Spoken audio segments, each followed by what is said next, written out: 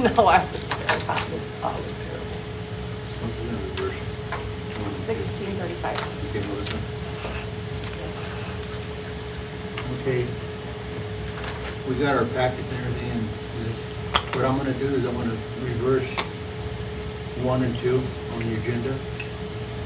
Where it says public comments.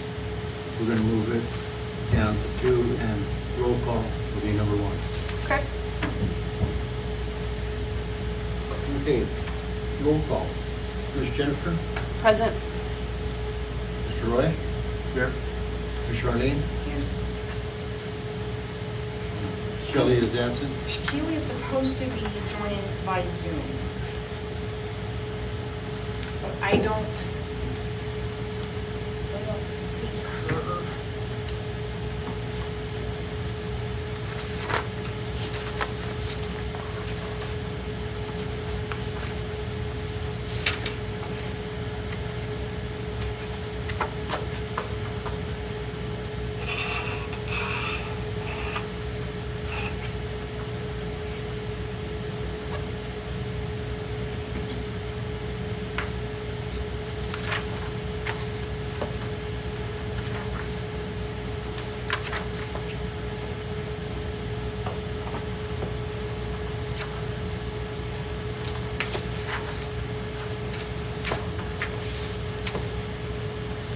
I texted her, she's not responding, and I don't see Okay, her I'll just- online, so We're just gonna continue with that. Just put her absent. Okay.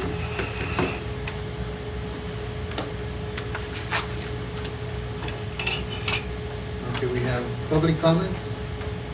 Suzanne Vasquez, you said strip of land between, what, yeah, can you give us a There's a name? strip of land between my house and the project building on High and Second.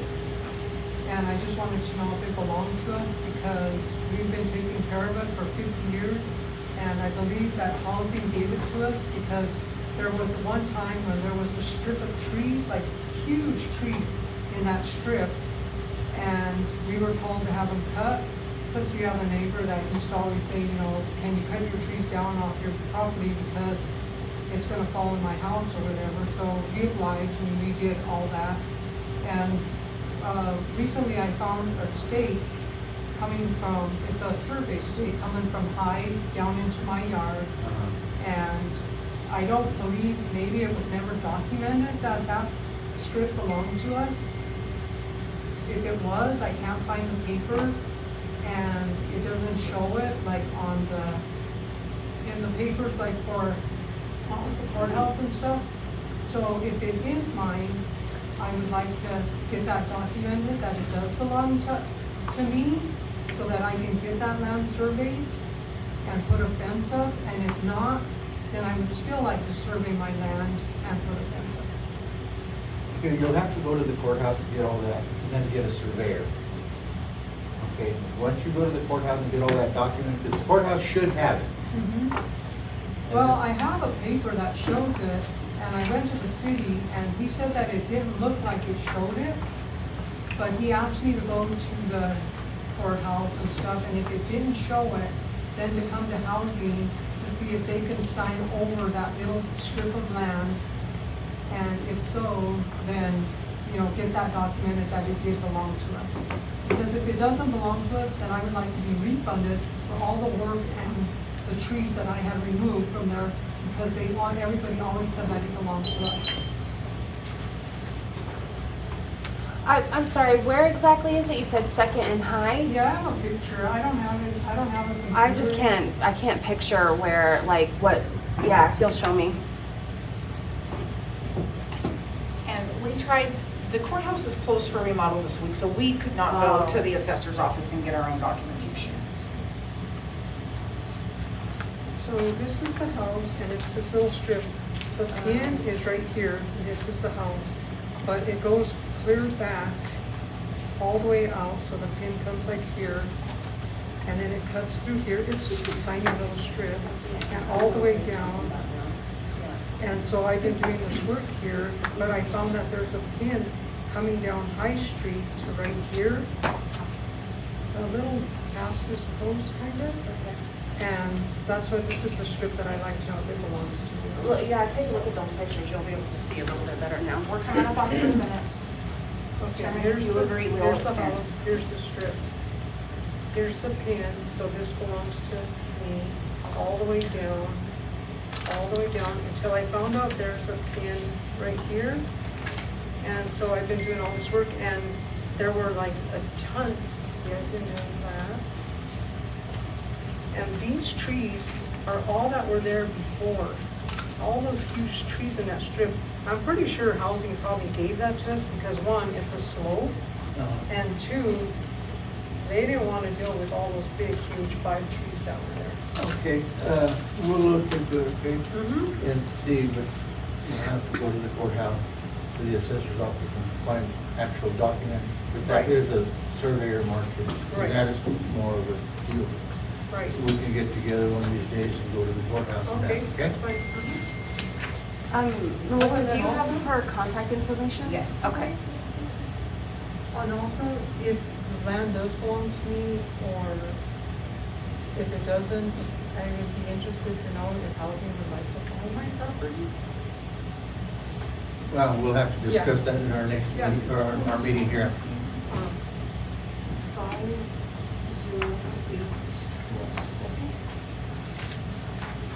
So she sits just behind our 301, 303, 305, and 307, that fourplex Yes. is on the corner of 3rd and High. She's right behind to the west Yes. of that fourplex, Charlene. And we've been taking care of that property since the building was put up, so that would have been 50 years or more. Okay, we'll look into it. Hi, everyone. Keelan joined by phone. She was on video, but she could not hear us, so she is on phone for audio. Okay, we also have Ms. Connie Rivali Serraza. Good afternoon, thank you for having me. Apologize in advance, my voice is very raspy today. Actually, it's a little worse than that.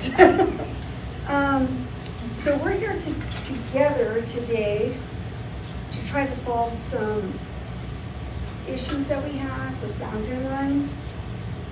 So I live west of her backyard. South. I live on 3, no, you're right, south, yeah.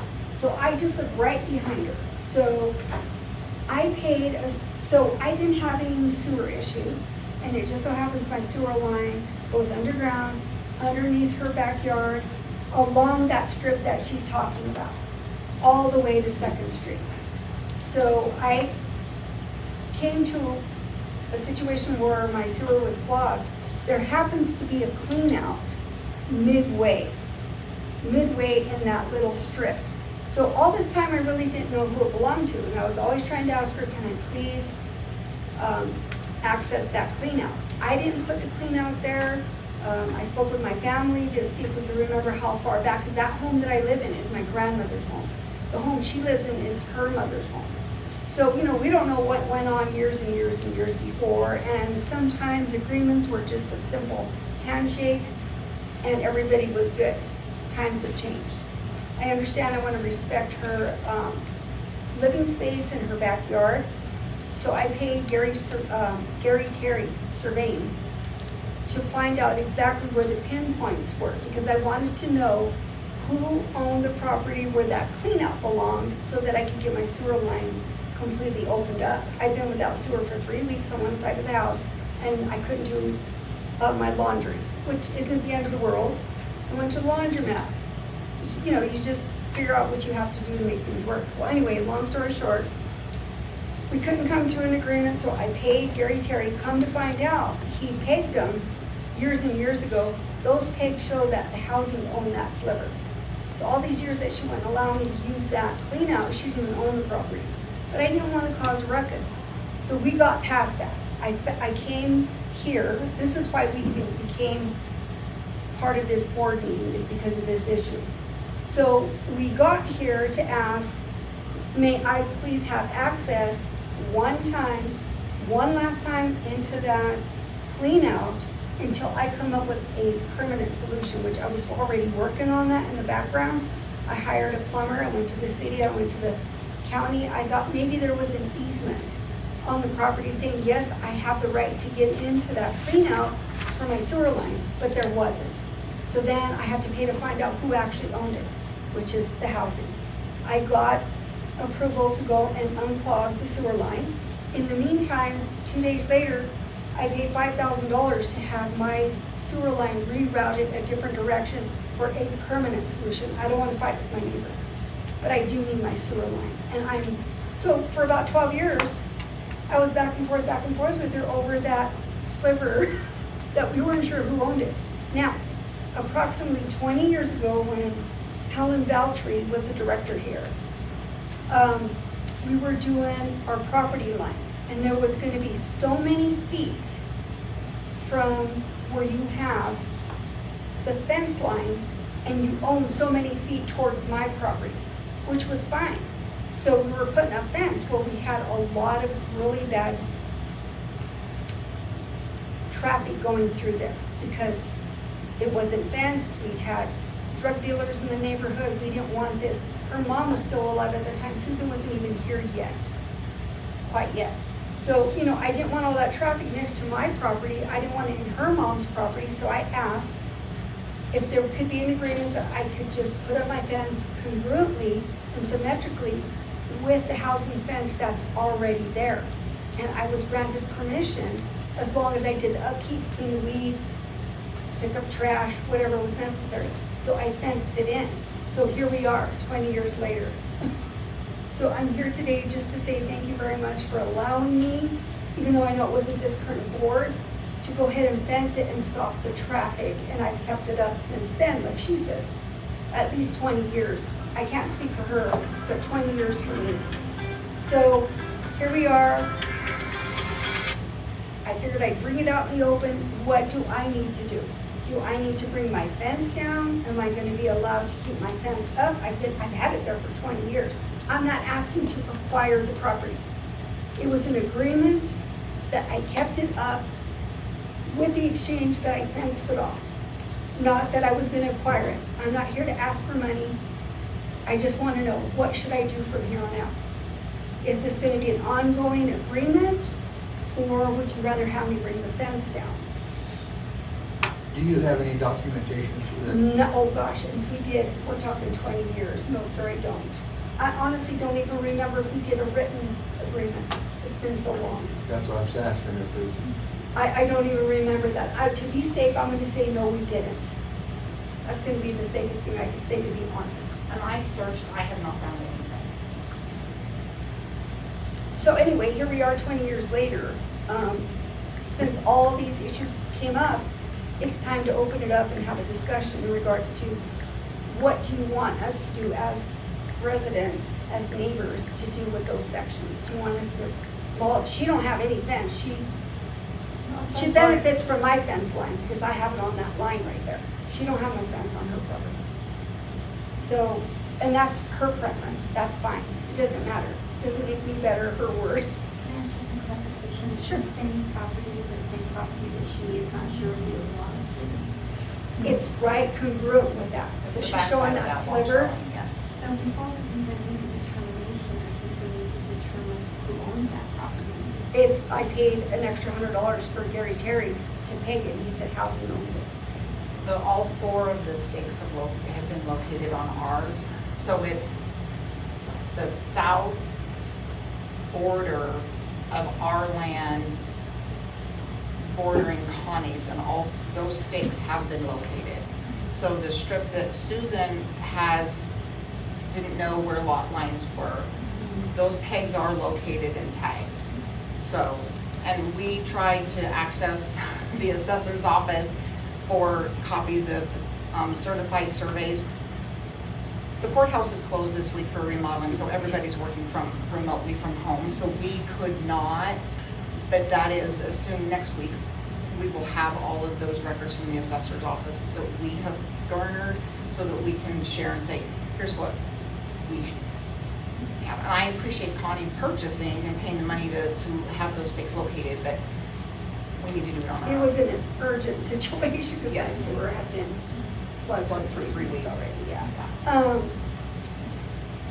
And then I also want to, I live on 315 High Street, that's my physical address. I own quite a bit of area there. I know That's an agenda item later on the agenda, a Connie. different one? Yes, Okay, yes, all right. that's an agenda item. So I'd wait for that to come up, okay.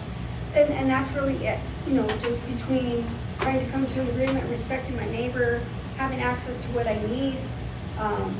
Like I said, what happened 50 years ago on a handshake between homeowners is a whole different story nowadays. There's no such thing as a handshake, there's no such thing as, I'll let you use it, I promise.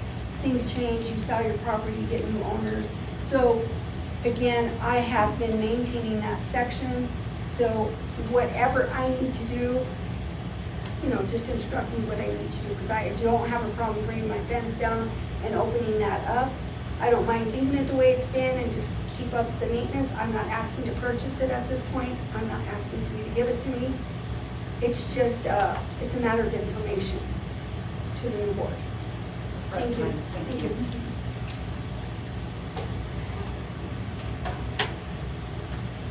Okay, we'll discuss this later. Okay. Is there any additions or deletions to the agenda? Yes, there was one Oh. addition. Oh, okay. That you had on the top of your packet. That is a late arrival, and I had already printed agendas and packets. We received this from HUD yesterday, and under new business and open, we can address this, but there is one late, Okay, so this is for new business? yes.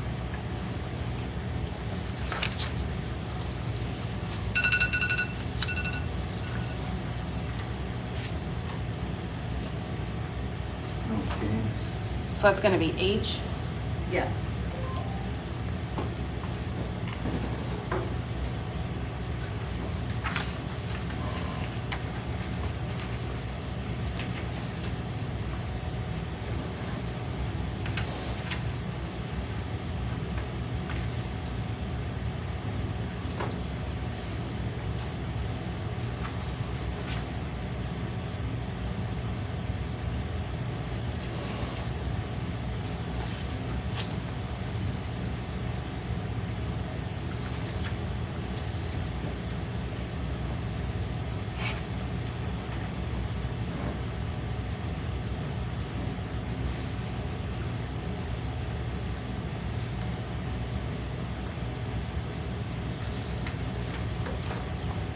We've all read the packet in that?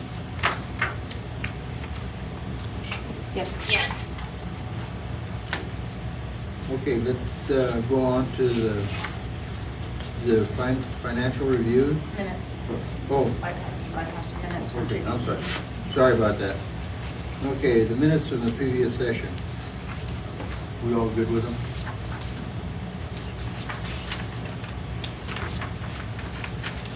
I'll make a motion to approve the meeting minutes.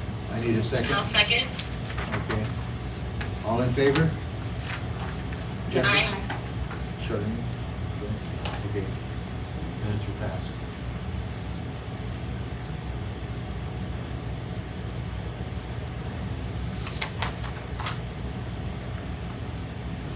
Now we can get down to the financial review.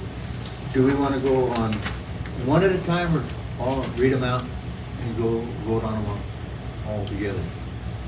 What do you say, Ray? You know, I can go either way. On that? Okay.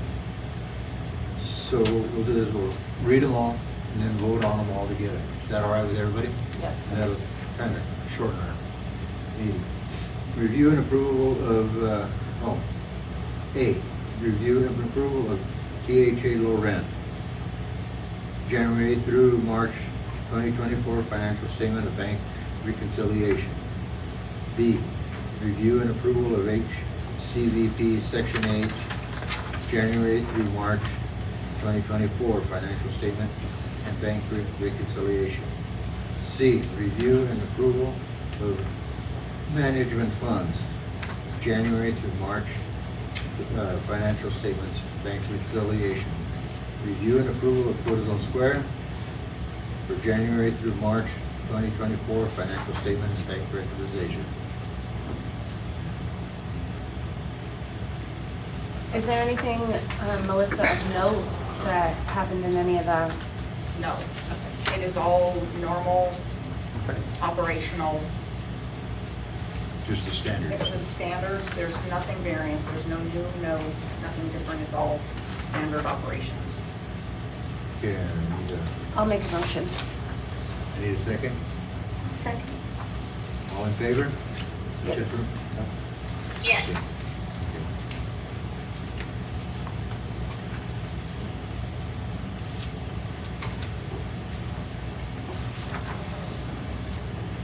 Okay, number 6, occupancy report.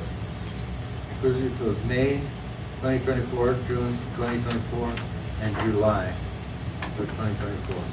So as usual and as normal, I always give the current month and 2 previous so that if there's any trends, I want you folks to be able to see them. So if we look in your packet, for July compared to June's meeting, or June's report, for public housing, we increased one bedroom unit, so we rented one bedroom unit, reflective on July's versus June's. For 2 bedroom units, we rented 2, so our vacancy went down by 2 because we occupied 2 more. We have one. Woohoo! Yes! 3 bedroom units, we had a change, if you will, loss. So someone got a 1 3-bedroom unit, July versus June, and 4 bedrooms, there was no change. Efficiencies, we have 2 efficiency apartments. We have 36 1-bedroom apartments, or 44 1-bedroom apartments, 22 2-bedroom apartments, 19 3-bedroom apartments, and 7 4-bedroom apartments that were occupied in July. For Section 8, one item of note, on May and June, our VMS total vouchers reflect 83. I had a conversation with our HUD office, and it was brought to our attention that we actually have 87 VMS vouchers or housing choice vouchers, not 83, that we need to be filling. And so our occupancy report reflects that 87 versus the previously documented 83. We are housing 38 vouchers out of 87. And right as of July 1st, we have 27 applicants on our Section 8 wait list. And our limitation hasn't changed from month to month to month. It really is affordable rentals in our local community, and that is our limitation. That Sarah is working very hard in working with area property management companies, real estate agencies. She is looking on Facebook, she is looking in the newspapers, she's looking at Zillow to see if there are other options to increase our landlord inventory list that will rent under the HUD fair market rent limitations. Corazon Square, we have 47 units occupied as of July 1st. We have 3 vacant units, and we have 9 folks on our wait list for Corazon Square. And 3 units that are currently vacant, one of them I am in the process of obtaining approval to take offline. It is a unit that was tested positive for methamphetamine, crack cocaine, and the nicotine value was the equivalent of 4 packs of cigarettes a day for 10 years is what had been consumed in that unit. Even though we are smoke-free and have been in Corazon Square since 2016. So that unit will have to be cleaned thoroughly and the drug residue removed. And that is a process that is not quick, and it will be likely very, very expensive. So when I say very expensive, the initial quote by the biohazard company was anywhere from $12,000 to $16,000 to clean that unit and remove the nicotine, the methamphetamines, and the crack cocaine that had been used in that unit. And we can't rent it to a new tenant until that is cleaned up. Is this a one-bedroom or two-bedroom? It's a one-bedroom wing. Yeah. So the makeup, the bedroom makeup in Corazon Square, out of the 50 units, we have 45 that are one-bedroom units, and we have 5 that are two-bedroom units. This is one of the one-bedroom units. And this is one of, because it's on first floor, it is, of course, easily accessible and preferred, certainly by people with limited mobility issues, because they don't have to try and motivate even an elevator, which sometimes is difficult, So they're gonna have to tear the walls out? We will have to remove all of the sheetrock down to the studs, the ceiling, and flooring. And that has vinyl flooring as well as carpeting as part of that remediation process. So to complete, we will take it as far as we can, but we can't remove studs, obviously, but we will have to take it down to the studs. And that will be part of the remediation process. So they will also chemically treat studs and ceiling joists that sit between the two floors. So she is a tenant that was evicted for, we knew drug use, we knew marijuana, and we knew nicotine. We did not know methamphetamines were used in there. We did not know that crack cocaine was used in there. But because we knew she had smoked in there, we had it tested, and the nicotine counts are what came back. And when I was notified, she said, they are off the charts. And I said, I need numbers. And she said, well, I can give you a number, but I don't know if you would understand it. The state is, it's the equivalent of 4 packs of cigarettes a day for 10 years.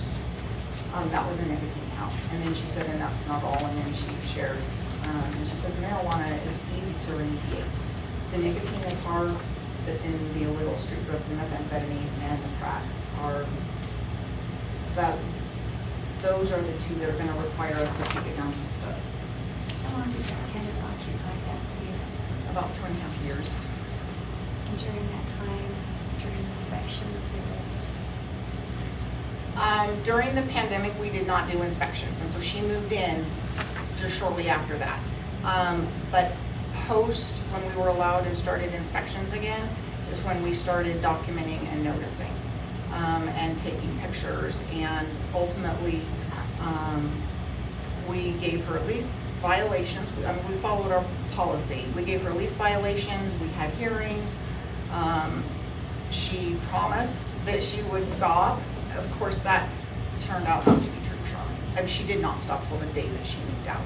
Ultimately, we had to get her, we had to obtain an eviction notice, and gave her a hard date.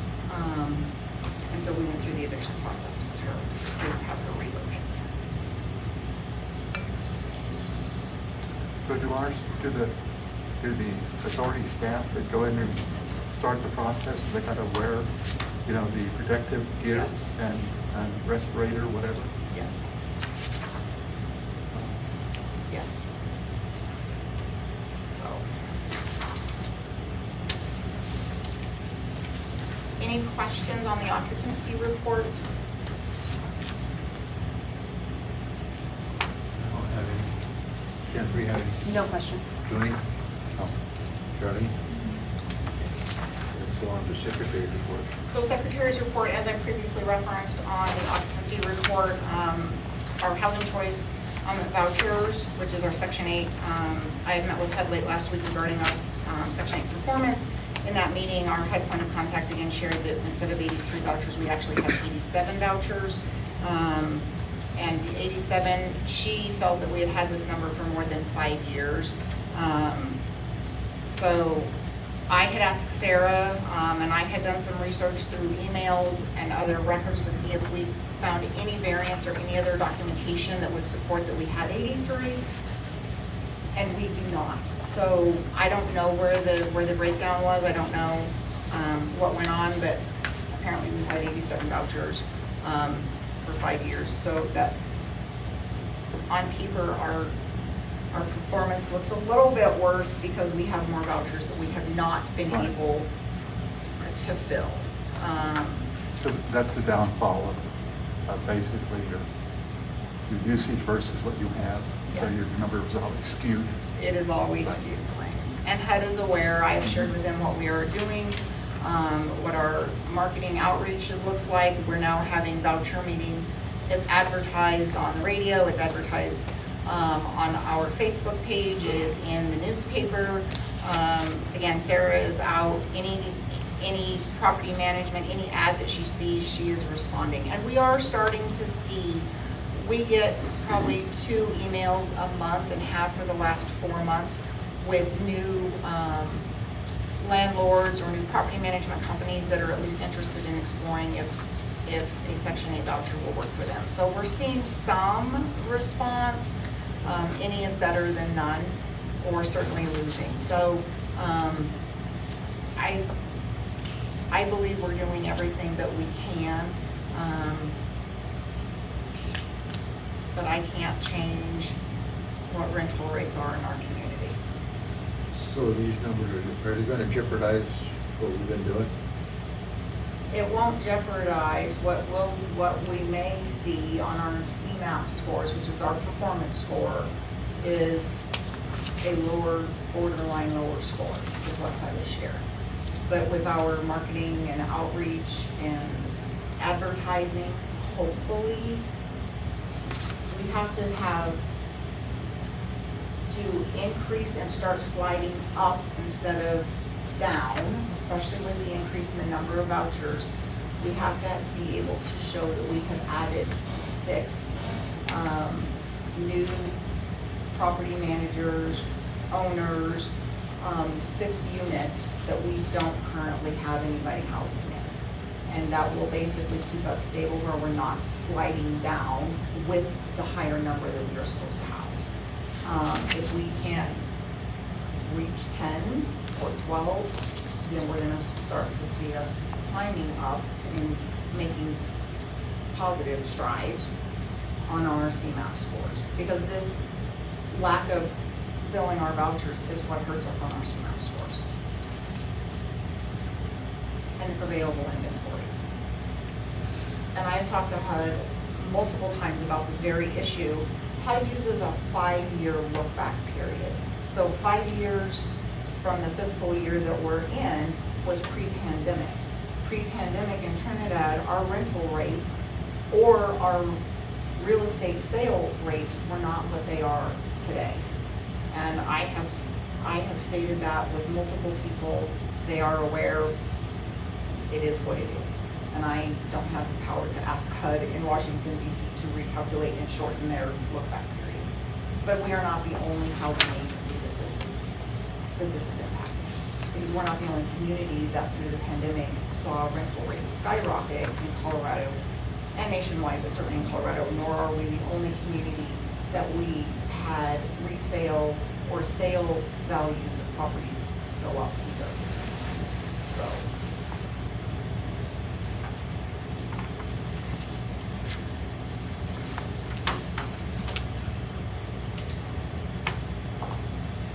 Okay. So we're kind of borderline on that situation. Yes. So we have to find some more people that'll rent out their homes or whatever for us to. At HUD's established fair market rent. And that's our difficulty is landowners, and I get it from, if I have rental property in town, why do I want to rent for $1,500 a month when I can rent for $2,500 on the open market and probably get it? And HUD has a sliding scale, again, it's dependent, the smaller the unit, the less they feel is, worth or valued, and the more bedrooms, because it's more people, Square footage. it's square footage and number of bedrooms, number of people you can put in it. So that's our limitation. But yes, we have to get more units at fair market, according to HUD, fair market rent. So, And that's not gonna happen as long as we have this population surge here. I would completely agree with you, Shirley, 100%. Yes. Yes. So 7B, HUD info again. HUD has asked that Zoom meeting links be provided for each of our board meetings so that they can come log in and attend remotely as desired. Both of our HUD contacts were not available tonight. Both had previous engagements, but they have also required that our board meetings, because we fall under the Open Meetings Act and we are a government entity funded by taxpayer dollars, that we will be recording. That is a HUD requirement moving forward. So if we went into executive session, that's what's not able to be recorded and shared and posted. But general session meetings are open and have to be recorded per HUD. So this has nothing to do with the city recordings? No, no, it has nothing, completely independent from the city, Charlotte, completely. When did HUD make this mandate? It was mentioned at the last board meeting that we discussed it, that we would have Zoom access. Right, I know that. It was shortly before that. I would have to go back to my calendar and notes, but it was prior to the last board meeting. So. And this is for all housing authorities throughout the country? Short of outside of Colorado, I don't know, but because Colorado is our region, so I don't know if it's just the Denver field office that has asked all public housing agencies to do this. I don't know that.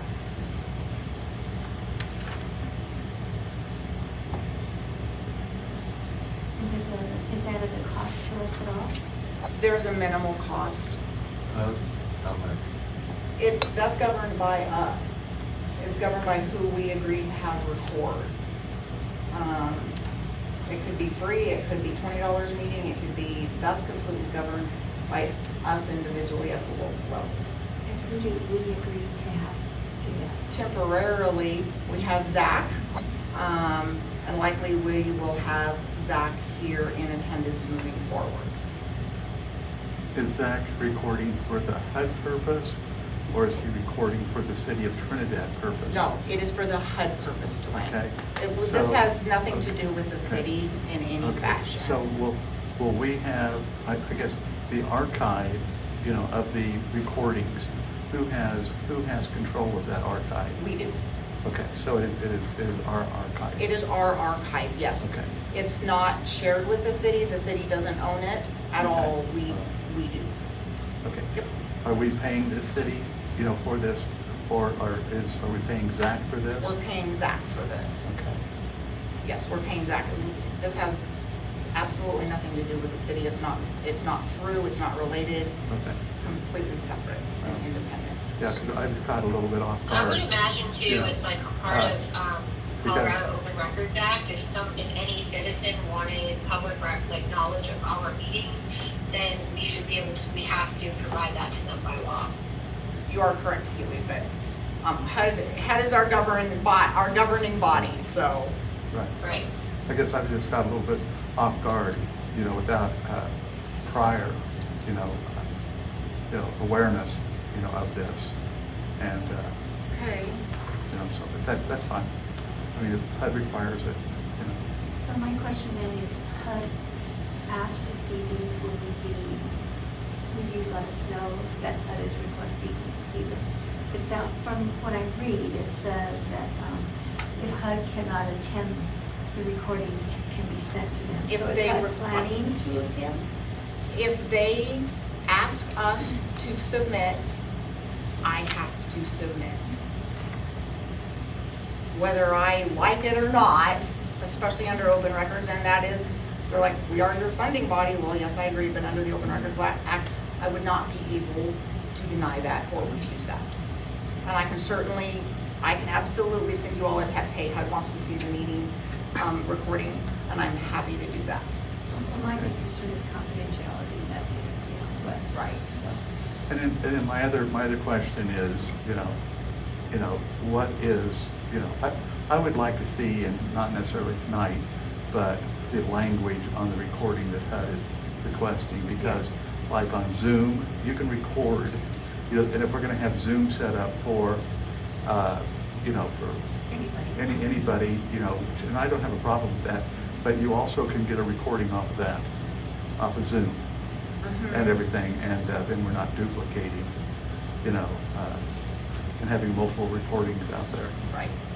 So, but I'd like to kind of take a look at that, and then are they specific in terms of what is their definition of recording?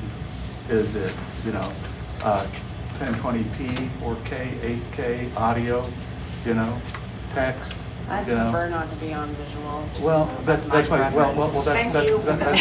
that's why I'm asking, what is the Yeah. definition of recording? I don't like how I look on camera. Well, I serve on the state housing board, and we just had our meeting this morning, and we talked about other things that HUD is requiring now.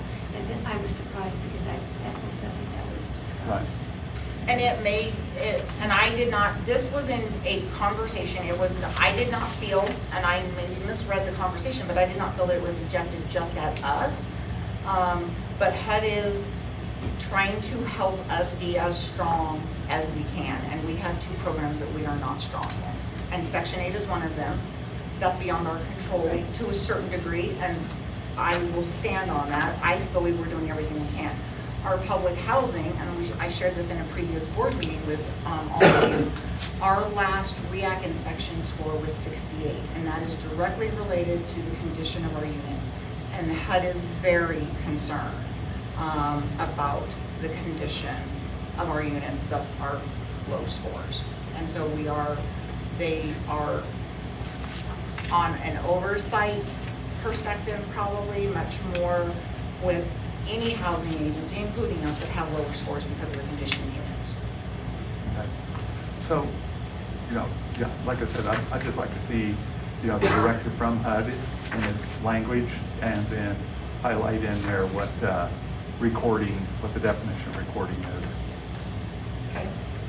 Because if we can get by with Zoom, that may be where we need to go, because it seems like we're utilizing Zoom or. Zoom meetings are recorded. And everything. And then if we don't need the video side of it, then we can take a look at whether or not we want the video side. So, huh? I said I don't want video. I don't know Well, if I like I know, on camera. but that's why I'm saying I'd like to see what the definition of recording is. And what is, Melissa, maybe we should have board training on Open Records Act.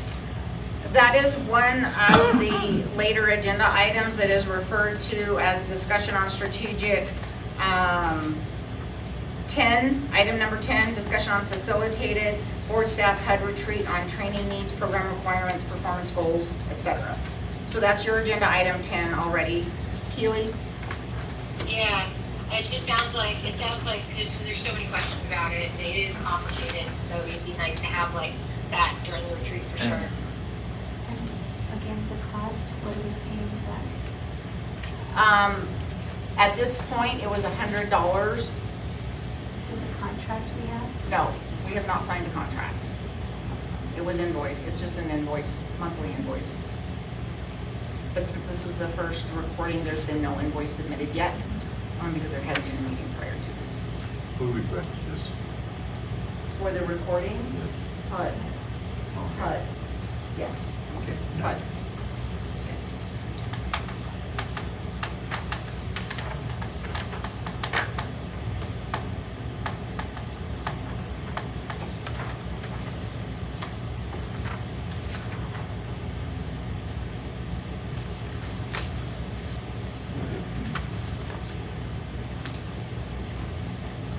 And so, if this is gonna, and I know we're in the beginnings of this, but I do believe that we need to develop a policy, on this, in terms of, and I know open records, and everything, but, I do think that, and I do think training is gonna be good, but I'd like to see a policy, and especially on the archiving, you know, and what happens to that stuff, and who the gatekeeper is, you know, and everything.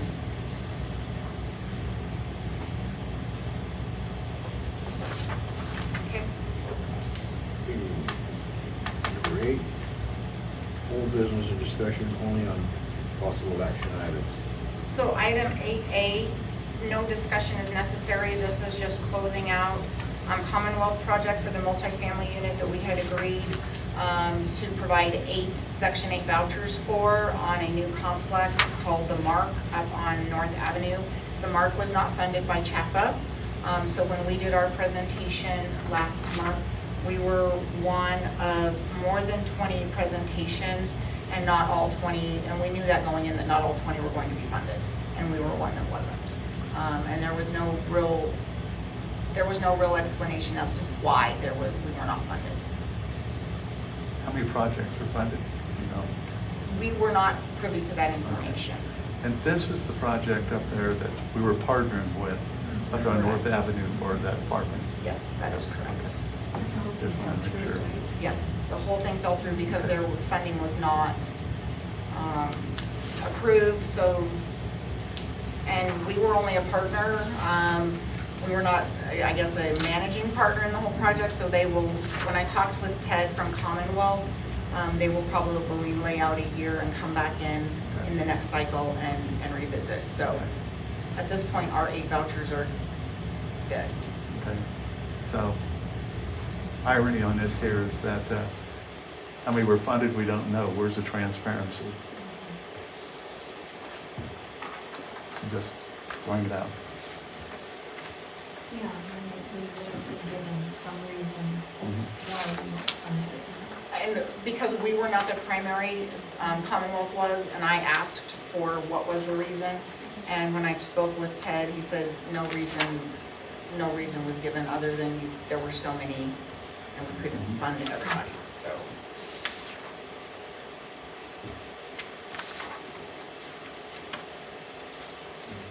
Item B is 1306, 1308.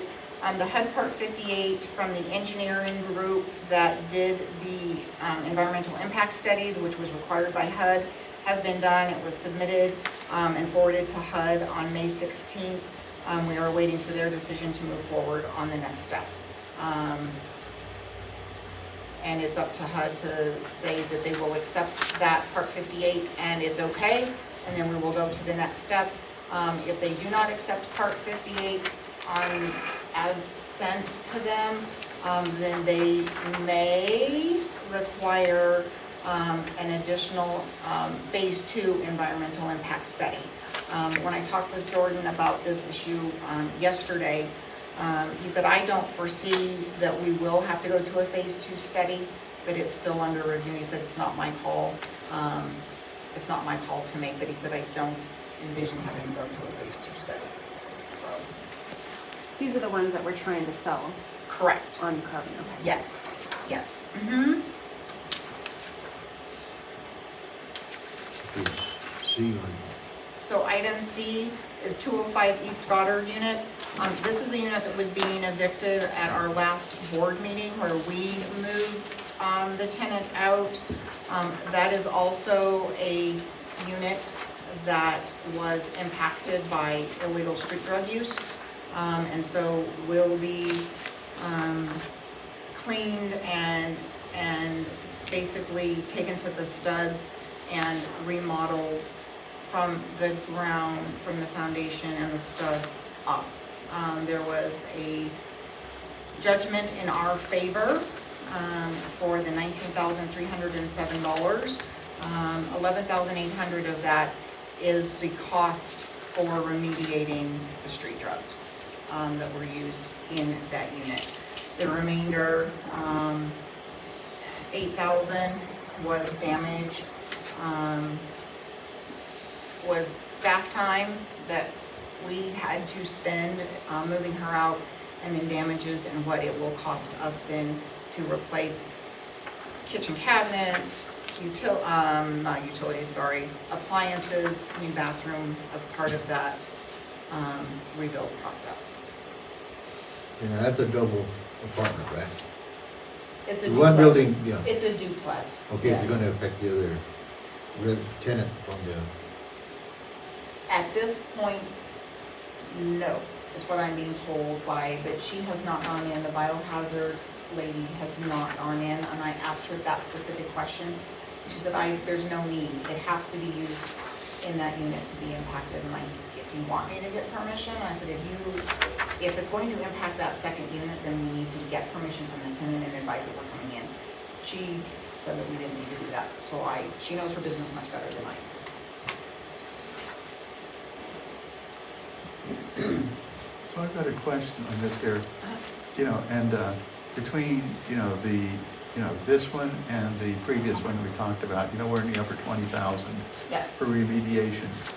And you do have a judgment, for a portion of this, but where do the funds, are the funds coming out of our operating funds? Or can we bill this back to a given fund from HUD, or? Yes, we is this- can request reimbursement. So From yes, HUD? from HUD Okay. directly. All right, Now, we will have to pay up front. right, okay. Thank you. But- We will have to pay up front, but then we will, thank you, we will be reimbursed Okay, all right. directly from HUD. I was curious on that. Yes, good question, Yeah, but because good point, it's yes. the full amount? It adds up after a while. Yes, Starts- yes, to answer you directly, Ruben, yes, the full amount. The full amount, yes.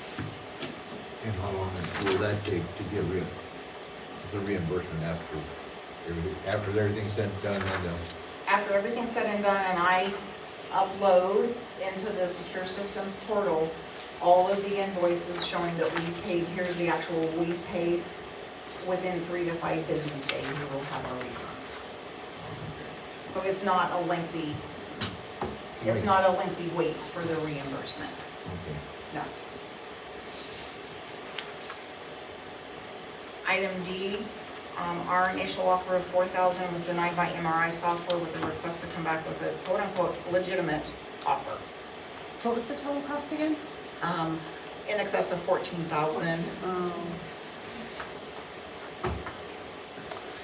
And do we have, is there a strong contract with this? No, I'm about ready just to say, let's go to court. I agree with you, You know, Dwayne, but it is but- not my decision. But I'd want to get just reacquainted with it because it's been a few months since we talked about this. Okay, Before I made that final statement. But, okay, I can email all of you, and for you, Charlene, if you're having difficulty getting email, I can drop it off at your office. I was able to get this last one, so I don't know. Okay, okay. I am happy to, but there is not a strong contract. The original contract was signed by Helen Beltry. There were emails. Their view is we never notified them that we weren't using it, which is not true. There were emails and MRI was submitted. I sent all of this to the attorney that was representing them, where we had emails where Tanya said, we're stopping, here's the information. And I forwarded this to John Finger, our attorney, and John had not reviewed the entire packet of everything that I had sent him. He is out of country for his daughter's wedding, but when he came back with, they want a legitimate offer, and I said, I'll bring it to the board, but we did let them know that we were going to cease using their software. And he said, when I get back, let me drill down and find that documentation.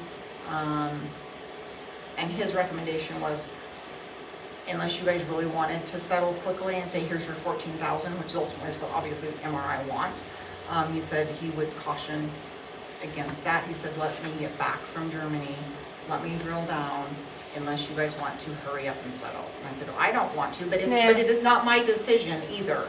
But I'm also not happy writing a check for $14,000 when I do believe that they were notified that we were. right, and if we don't have a legitimate contract and we're, going to have a court here, I mean, this is decision made here in Los Animas County.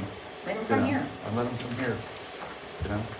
But I'd want to, so has he, the attorney hasn't given his final on this recommendation? No, No? he has Okay. not. All right. No.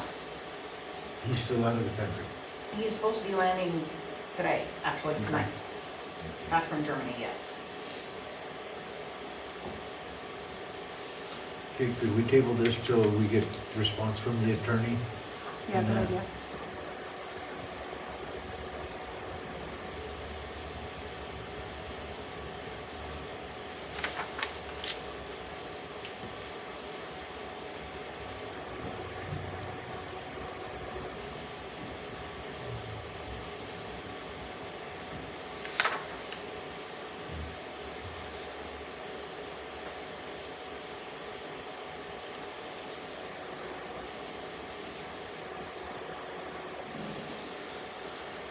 Okay, So item E, the accounts payable, we've talked about this position, over the last several months. This is, especially with Lucy leaving and replacing that position, this is a much needed, from an operations and success standpoint, this position is a much needed position for this agency. Kathy is doing double duty right now. She is our new programs coordinator. And we have not yet filled the application specialist. That ad is out there. But Kathy did not have the breadth of experience nor the recent depth of experience with payroll, especially in our system.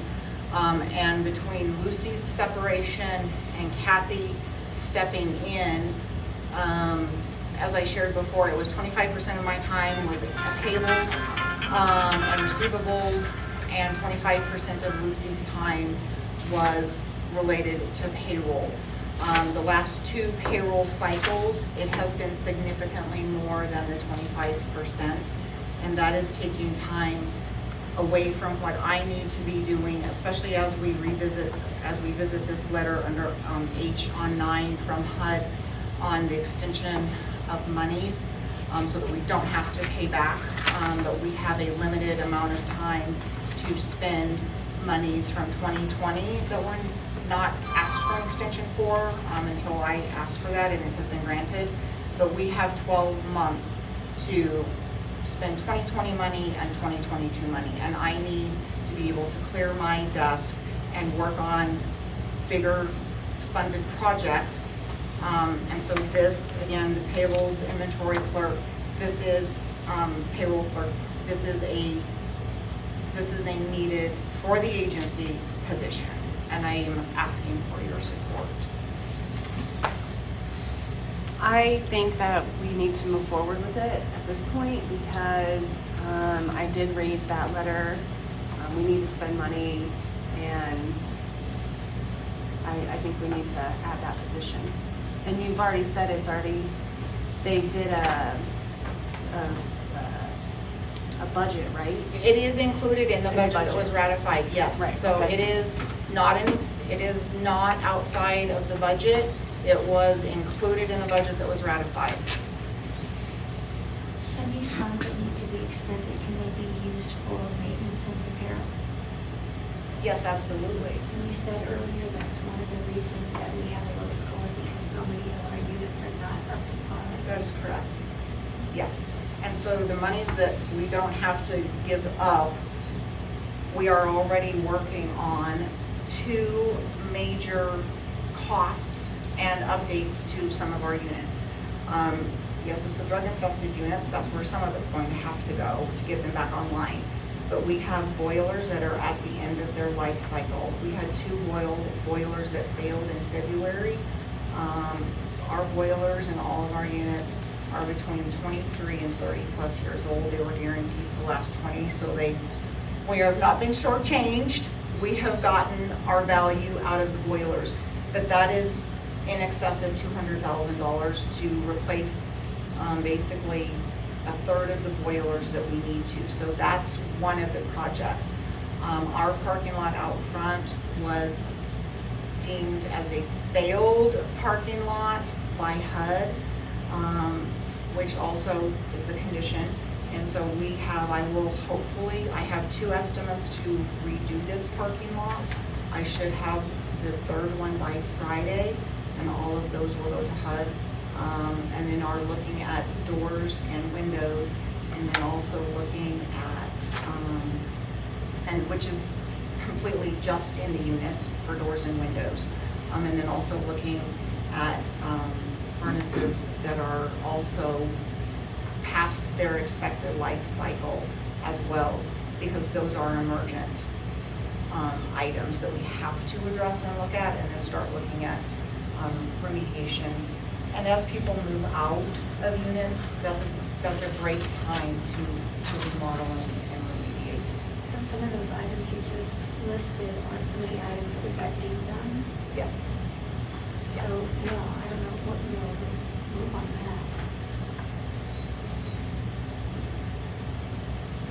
Yeah, I want to echo what Charlene's saying. I would hate to see us not provide this position and then have our executive director not be able to focus on the capital fund. So I'm very much in favor of this payroll clerk position, especially if it's going to take more than 25% of that job away from what the executive director should be doing anyway. So that I'm going to share. That's me sharing my support, I suppose. Well, actually, Katie, let me clarify that. I meant, when I said let's move on that, I meant on doing some of the repairs that we keep getting dinged on. If we have money sitting there. Yeah. Well, we need our executive director to focus on that, instead of being in the weeds with payables and receivables. I mean, right? That's what I thought you were saying. I misunderstood. So you're gonna get bids on replacing the boilers or stuff like that? Yes, the bids for boilers, bids for our parking lot, and then next on the list are doors and windows in units, especially doors and windows that, some of our doors and windows are original to when the units were built. And so we are prioritizing, of course, the oldest units will get first service, and then the newer units will get later service. So like the boilers, the doors, and this parking lot, we would use this parking lot as 3rd on the list. But the question on the table is the The position. position. And Oh, so the if position. we could stay, Oh. the question on the table is the position. Do you have anybody for that position? No, because I haven't advertised for the position yet. So no, I don't. I'm asking for approval so I can advertise and get Well, someone filled. I think, didn't you make the, I just spoke in support of it. okay, you spoke in support of it. So you want- But I can make a motion that we Would you move, please? I'm gonna, if nobody else has comments, I'll make a motion that we approve the, full-time position for the accounts payable, payroll clerk, inventory clerk. I'll second that. All in favor? Yes. Well, then it goes to, is Yes. any discussion? You're okay with that? Because you really need to have a motion before you start the discussion on a lot of this stuff, Okay. according to Robert's rules, if I'm correct. Do you have anything to? I question whether or not we need full-time, Exactly. and I don't know whether we could ease into it with part-time and then go to full-time if it warrants it. I don't know, I'm just asking the question. It's a valid question, Dwayne. So far, Mhm. and not this position, because I have Right. not advertised for this position, but advertising for part-time, Mhm. we are not, whether it's part-time maintenance, whether it doesn't matter what the part-time position is, we are not seeing a great response for part-time. If people are looking for a job, they want full-time because they want the benefits. And part-time is a limiting factor, which limits our applicant pool and limits the ability to hire. Well, I think you also have them doing the inventory, which I think, because you've got to get away from the paper and pencil inventory. Yes. That has to change. So I think that kind of rounds out that position, in my point. I completely agree, because if it's not, if payables and receivables and payroll are not full-time right off the bat, that inventory piece is going to more than full-time it and make it a full-time position. Because we are still doing inventory by pen and paper, pencil and paper. Okay. I'm sure HUD does not like that. Neither does our accountant. Yeah. What about contracting it out For inventory or for, for payroll? if we contract it out, I have not explored who's out there. We already purchased, we purchased SACS software, which is our software that's the tenant database, it's payables, receivables. We already purchased a payroll add-on to that, so we've already bought it. We can't return it. We're not getting a return on that part of our investment if we don't utilize it, and we haven't utilized it for 4 years. Okay.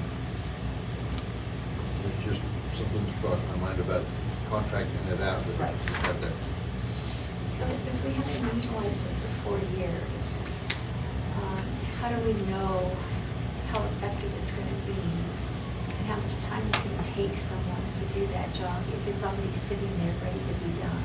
When I talked with Saks about that asking them about it, and they said, once we have made the conversion, because right now we're paying Saks, we're also paying QuickBooks, and QuickBooks is where we're doing payables and payroll.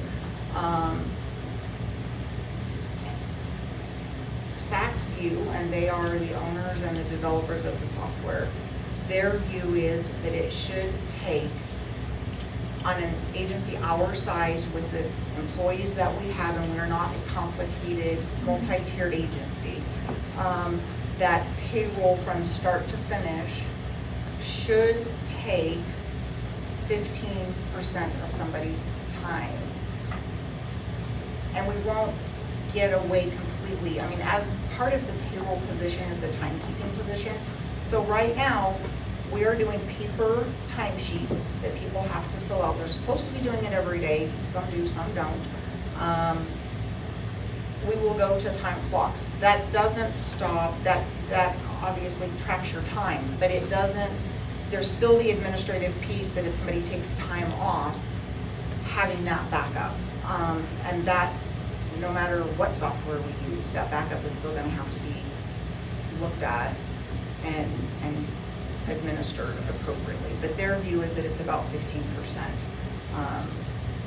of the rest of an entire position. And So right how now many it's been, employees do we have? we have 16.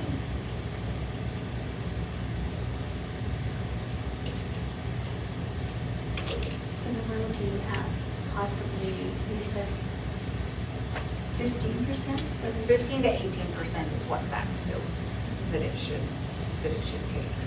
And so we're basing this on a 40-hour a week On a position. 40-hour-a-week position, yes, it's one FTE position. So it sounds like the quarter of that time will actually be doing that, and then 3/4 of the rest of the time will be doing inventory? No, because there's the accounts payables and receivables that I'm spending, that's been 25% of my time consistently for the year I've been here. So taking that payroll piece off of the programs coordinator position, which got put on me when Lucy left, and taking that payables and receivables piece, which consistently is 25% of my time, that's where the majority, not quite half, but almost half. And then the remaining will be on inventory, as well as purchasing, ordering, which is part of inventory as far as I'm concerned.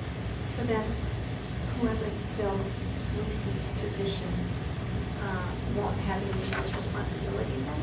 They won't have the payroll piece, no, but Lucy didn't do anything with inventory at all. So that was a portion of my time, but it was a large portion of maintenance staff time to do. And they were doing the inventory counts and reporting it. And right now, maintenance, our crew chief cannot cannot do all that I am asking him to do. And so I have to realign and reassign, and pull things off of his plate, for him to be able to do what I need him to do as well. And inventory is part of that. So is ordering every week. Or every 2 weeks. And I would like to see where we have set days in the month that we order, whether it's the 15th from the last day, the 1st and the 15th. But helter-skelter ordering, which is what we have been doing for a significant amount of time, predating me, it is not a streamlined process, and so it takes an inordinate amount of time as well. So, again, this is a full-time, legitimately, it's not a, I don't see that there's any fluff in this full-time position.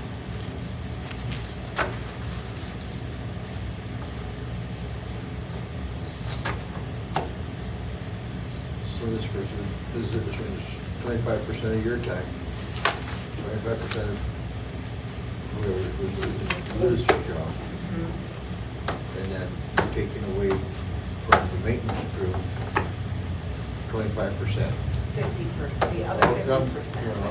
The 25% of what they've been Yeah, okay. struggling to do, yes.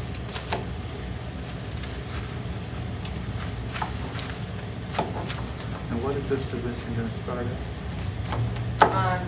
Between $22 and $23 an hour, and it was budgeted for $22.97 in the budget that was ratified. So, That seems a bit, I mean, that's a little higher than what I thought we had talked about in the past. You know, that it was gonna go down a little bit. in talking with Nelrod, who I had done my own research. I had talked with Kelly. Kelly is who's our fee accountant. She's the one who put in $22.97. I also talked with Nelrod about it. I talked with the Workforce Center about it. One of our other limiting factors, and it is tied to the cost of housing, if we pay somebody $20 an hour, $18 to $20 an hour, likely we will not find a higher caliber person. And I don't want a lower caliber person or an inexperienced person in this position. So I am looking at ballpark. I will start likely $22 to $22.50 an hour. We were budgeting at $22.97. But when we were talking about that figure when budgeting, I think that's where we had the conversation. You know, and I thought the figure that we'd come down, we were talking about was a little bit lower than that. That's the only reason I'm asking. You know, because... It's going to limit our ability to hire. Well, I'm not going to say that it will or it will not until you actually advertise and see what's out there. You know, what I'm saying. And if I advertise, there is now a Colorado law that I have to advertise a specific starting wage. I realize that, yeah. And which we started our application specialist according to our wage scale. I have not gotten a response. And when I talked with the Workforce Center, she said, it is your wage. I will tell you, people aren't even looking at it, at the wage that you are advertising. She said, you're going to struggle. Well, we are struggling because we do not have an applicant pool. So if I'm looking at an application specialist, then I also talked with the county and I also talked with the city. Okay, what our application specialist is essentially at the city is skills, qualifications, experience-wise equates to their utility clerks. At the county, and specifically Health and Human Services, it is a caseworker, and they are starting at between $17 and $18 an hour. I'm not going to, and that explains why I don't have an applicant pool. If I'm advertising an application specialist at $14.42, which is our step one, I'm not getting any applicants. Well, why would if I was a job seeker, why would I look for a job that only pays me $14.42 when I can look over here for $17? And it's the same with this position. If I advertise, if I say, hey, our starting wage is $18 an hour, we're not going to get an applicant. And that's... You don't know that because you haven't advertised it. I can certainly advertise.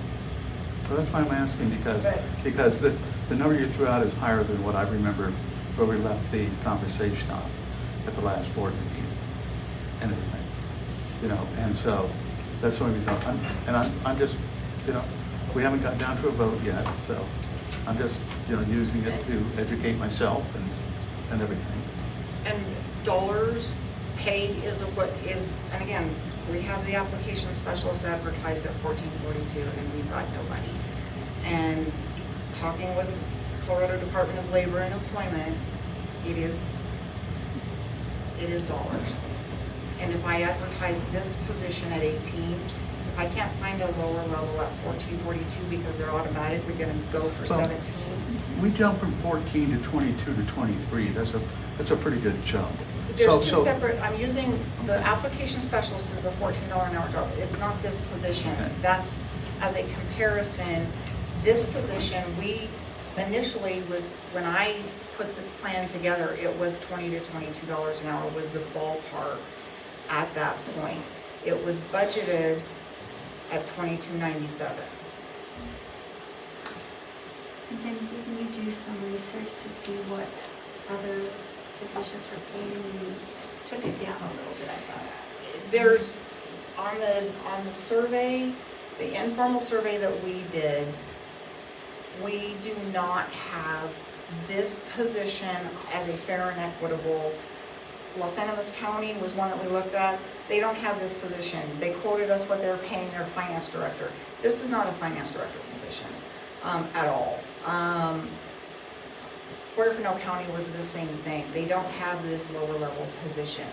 At the very, very, very low end, it was a $16 to $17 an hour, but it was simply a clerk position, not someone with the responsibility that this position requires. I really don't want to see us be penny wise, pound foolish. I think we're kind of arguing over or discussing something that, you know, what we really need to be focused on is our executive director is spending 25% of her time on payables and receivables, and we have like over $1 million, maybe more, in our capital fund that we need to deploy. We really, this is the third meeting I think that we've had on this, where we've discussed it, and I think we've lost a quarter of a year where we could have had our executive director, you know, focused on the fully her position, and instead she's getting caught in the weeds because we, you know, and we really need to deploy this capital fund. And it's a I funds would for really this like coming to out of capital vote on funds? this. What's that, Julie? Are the funds to pay this, support this position, coming out of capital funds? That's what I thought. So she's saying they're coming out of capital funds. No, it's not.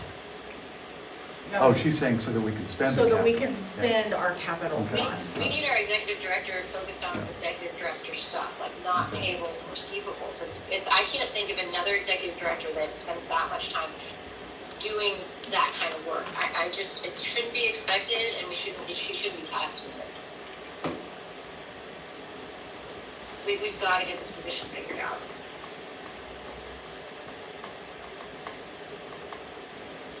Is there any other questions, Wayne? If I may add, she only has 12 months to spend this money or to reserve it somewhere. And between her and I, with what we've picked up since this has been done, we've had some maintenance issues. We're having the kitchen, we have had extremely a lot of training, which we are all thankful we're getting a lot of training now. A lot of people are being cross-trained in the front office because there is only myself and somebody else that knows how to run the front, that knows how to read the ledgers, that knows how to post checks. So with that being said, I got pulled to the back to do Lucy's job, and which I'm helping with payroll, and we're doing everything we can to stay afloat. But if she doesn't start spending this money and get these projects going and get bids and quotes in, we're gonna be 6 months in and we're not gonna get these in bids and get them going and reserve that money. We're gonna lose it again. An attempt to lose it. And since I've taken over Lucy's job, I'm here 10 and 12 hours a day. I'm coming in at 6, 6:30.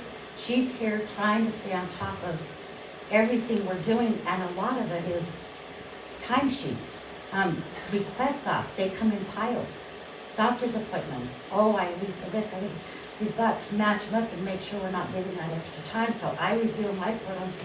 she reviews them to make sure we're correct, we're not missing out on anything. She's putting extensive time on assisting, helping me, because I'm fairly new at the job, but we're keeping afloat. But she does need to be in her office doing this Well, 'cause bids it's on and, her bids. yes, because we can't afford to lose this money. And we were granted the extension, and Robert is now working hand in hand with her. She's made some great adjustments in maintenance. We spent all our week with maintenance trying to help delegate work orders to move things quicker, so that she can stay in the office and get these things done where I'm kind of behind the scenes moving the maintenance department. So, I mean, I can see where she needs the position. And it's just my opinion, but I see it every day, I work it every day. It sounds like the maintenance supervisor should be doing some of these things. He is an hourly employee, so if he works overtime, I am obligated to pay him overtime. If he were salaried exempt, I could expect him to work 12 to 14 hours a day like Kathy and I are. But I have chosen directly and with intent not to have him do that because he is a higher paid hourly employee, so his overtime rate is quite some. And so he cannot do all that I have asked him to do in 8 hours a day, 5 days a week. Because this position, if I paid him 6 months of overtime, it funds this position, Shirley. And then where are we? We're farther in the red if I am going to pay him overtime for the entire year.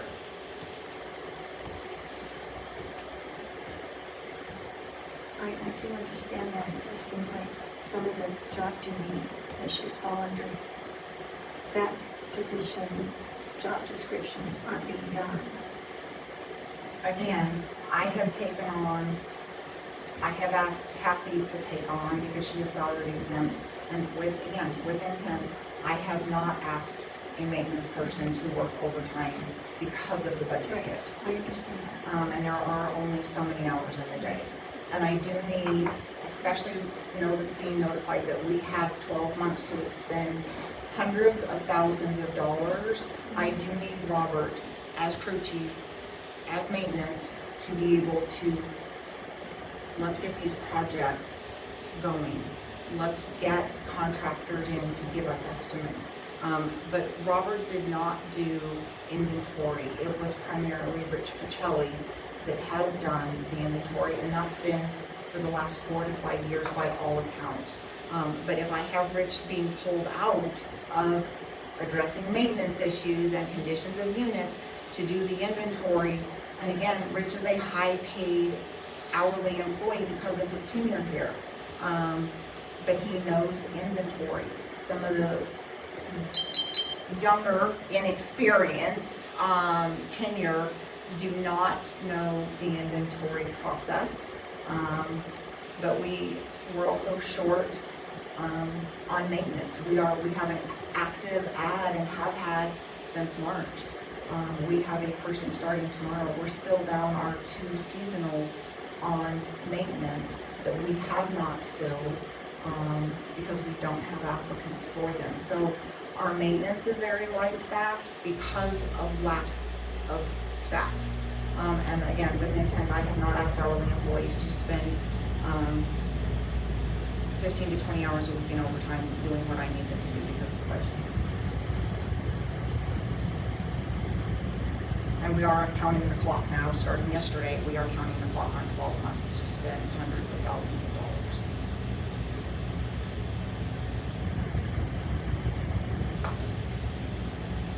This has all been budgeted already. It has been budgeted and ratified in the budget. It is in the budget.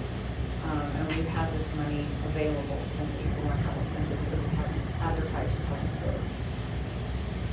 So we already have 1/4 of the year that we're not. Shot.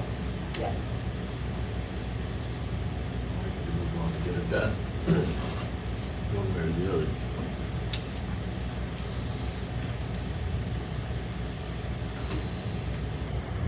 What do you think? Well, I mean, we're in a discussion phase. If there's no more discussion, then you would call the question for the vote, you know.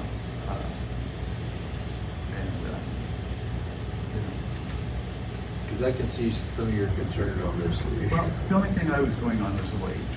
I'm not disputing the need for the. No, I'm not for the saying that. position. And I'm not so sure that at a little bit lower rate, you wouldn't find an applicant, you know? And that's where I'm coming from. But I'm not disagreeing for the need for the position necessarily. You know, in light of, what we need to get going forward. So, and it was just that because the last discussion, at least from my memory, we're talking lower wage and it jumps back up. And that's what threw me off. You know. It's trying to fill a position and help us as an agency moving forward. And I don't, even at $22.97, if we advertised and hired at that, I don't think that we're overspending for the value that we would get out of the position at all. But I don't think that. And I'm not sitting here, I'm just going, again, from our previous discussion, because Keely's right, this is the third time, or we've been on this issue for 3 times now. And everything, it's revolved around, the need and then also the wage. So that's kind of what threw me off on this was the wage. So. Okay, need to vote on this matter for getting this position started going. Do we need another motion? Do we need another motion? Is this too? Keely seconded it. Okay. Jennifer made the motion, Keely seconded, so you're under that motion and that second Right, already. yeah. All in favor? Yes. Dwayne? I'm going to abstain. You put a question mark on it, okay. Charlene?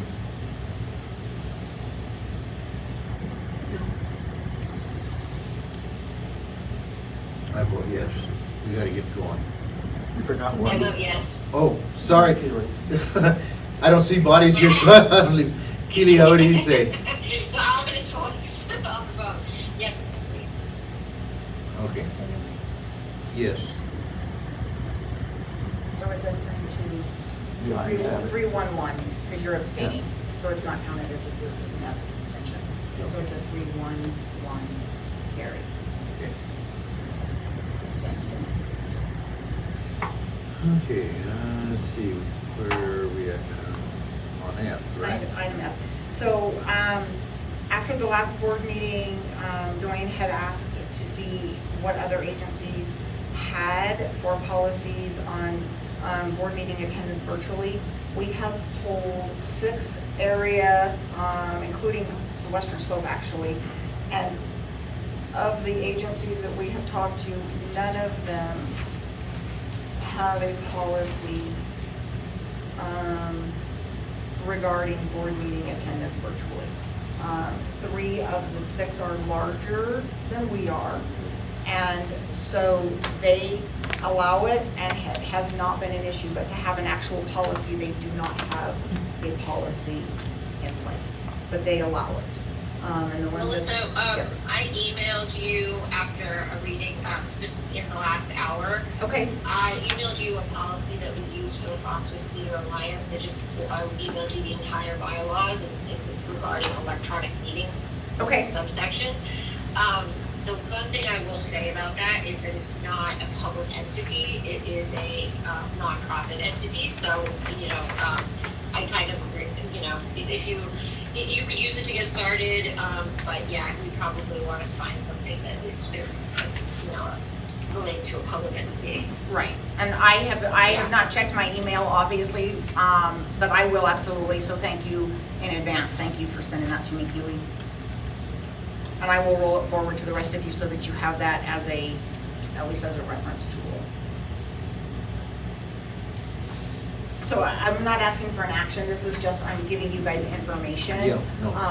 That at this point, there is not another public housing agency out there, and that is who we poll for agencies like ourselves.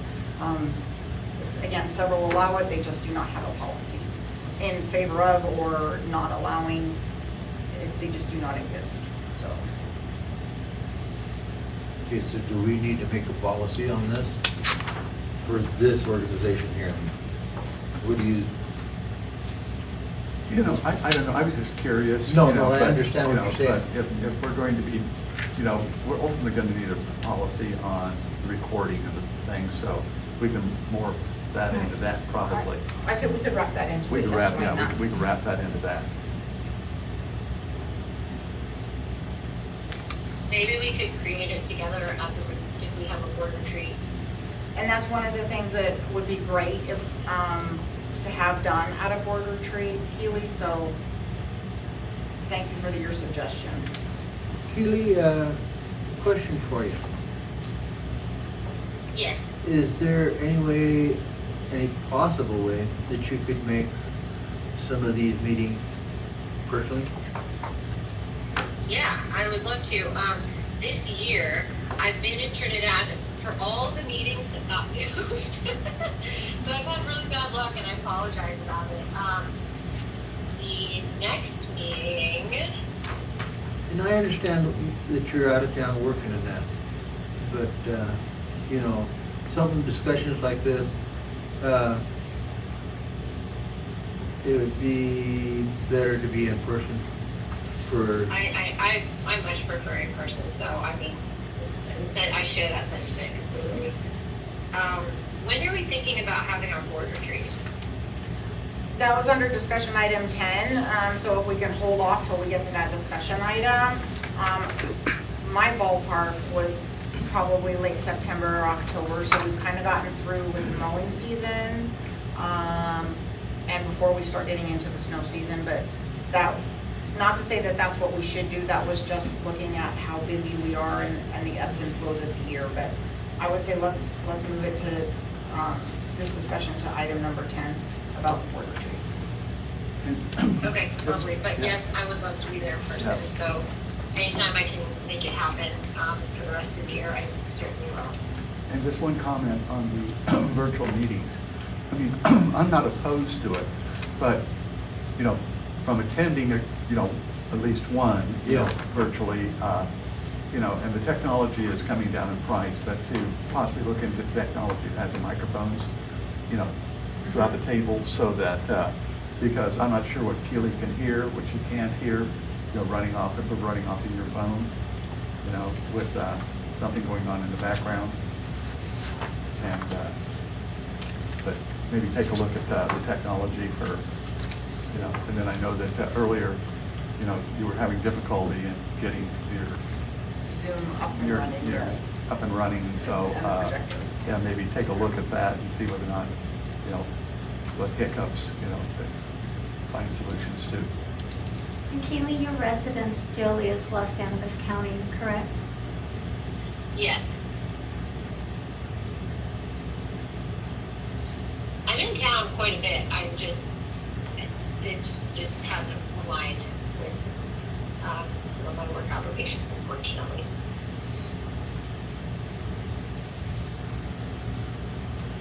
okay. So we're down to number 9. So number 9A, New business discussion and possible action items. A, discussion and approval of retaining Chairman Vigil on the Board of Commissioners. Current term expires on this month, July 2024. Full schedules of term, expiration date provided in the packet. so yes, so you were appointed in July of 2017. Your term expiration is July of 2024.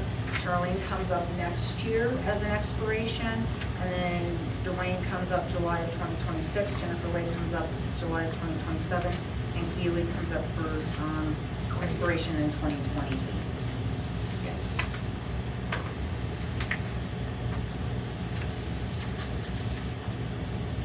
So, I thought mine just did came the up. city give the authority here, the housing authority, so we make the recommendation to the city council, or the city, is the city still involved in City the is, appointment, but they're turning it over Correct. to us? but they roll, but after the initial appointment, Okay. then it is, at this point, up to us. Now, not to say that that will stay, Mhm.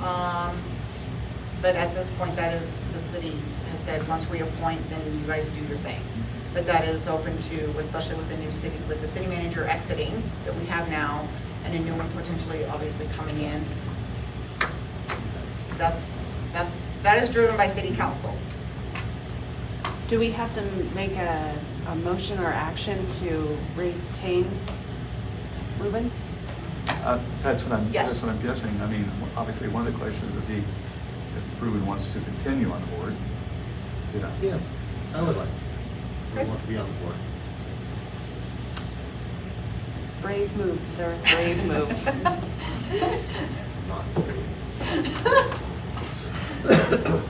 Not thank you guys, I really appreciate it. I'll do my best. So do we need a motion? No, Well, that's what I defer to. Yes, we need a Okay. motion. I'll make the motion that we keep Ruben around for a little bit longer and see how it goes. Write the motion just like that. With the Wow. caveat that he can leave. Yeah. Need to No, meet. I'm joking. Meeting to meeting situation. I'll second that. Keely already seconded. Okay. All in favor? Yes. Congratulations, Ruben. Well, Yes. the city, I guess the city needs to give us a letter. but- Okay, some bottle of wine, off the record, bottle of wine coming up. So do we get, are you chair for the next 5 years then? I think we vote on chairs Chairs, in we- August. We Is it? vote on chair continuation in August. It's not an automatic for 5 years at a time. Ah, okay, all right. Very good. Okay, discuss, B. Good. Oh, we already voted on, right? No, we did not, Okay, we just need a- voted on item, on A. And B is just a discussion item at this point. If we need to vote, we can. But we are working with Nelrod, who we are part of their consortium, on approving changes to and updating our ACOP, which is our admissions and continuance occupancy policy. Our preference points, so this rolls into that ACOP. So right now, our veterans, so these are the categories that we have elected as an agency prior to, back in 2018, to give preference points. So if you are a veteran, currently, you get 10 preference points. And preference points come into play when somebody's on the wait list and how fast they move up or down on that wait list to get housed. So the more preference points total someone has moves them up versus someone that may move down because they don't have as many or they don't have any. So preference points come into play.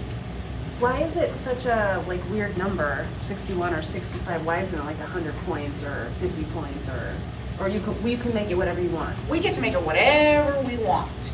Currently, it's 61, which is bizarre to me. I'm like, who picked 61? Right, But, right. and just to round up for a little bit not weird number, I just ballparked it at 65. But this is completely open. We can make it on a scale of 100. We can make it on a scale of 50. That's determined by us as an agency.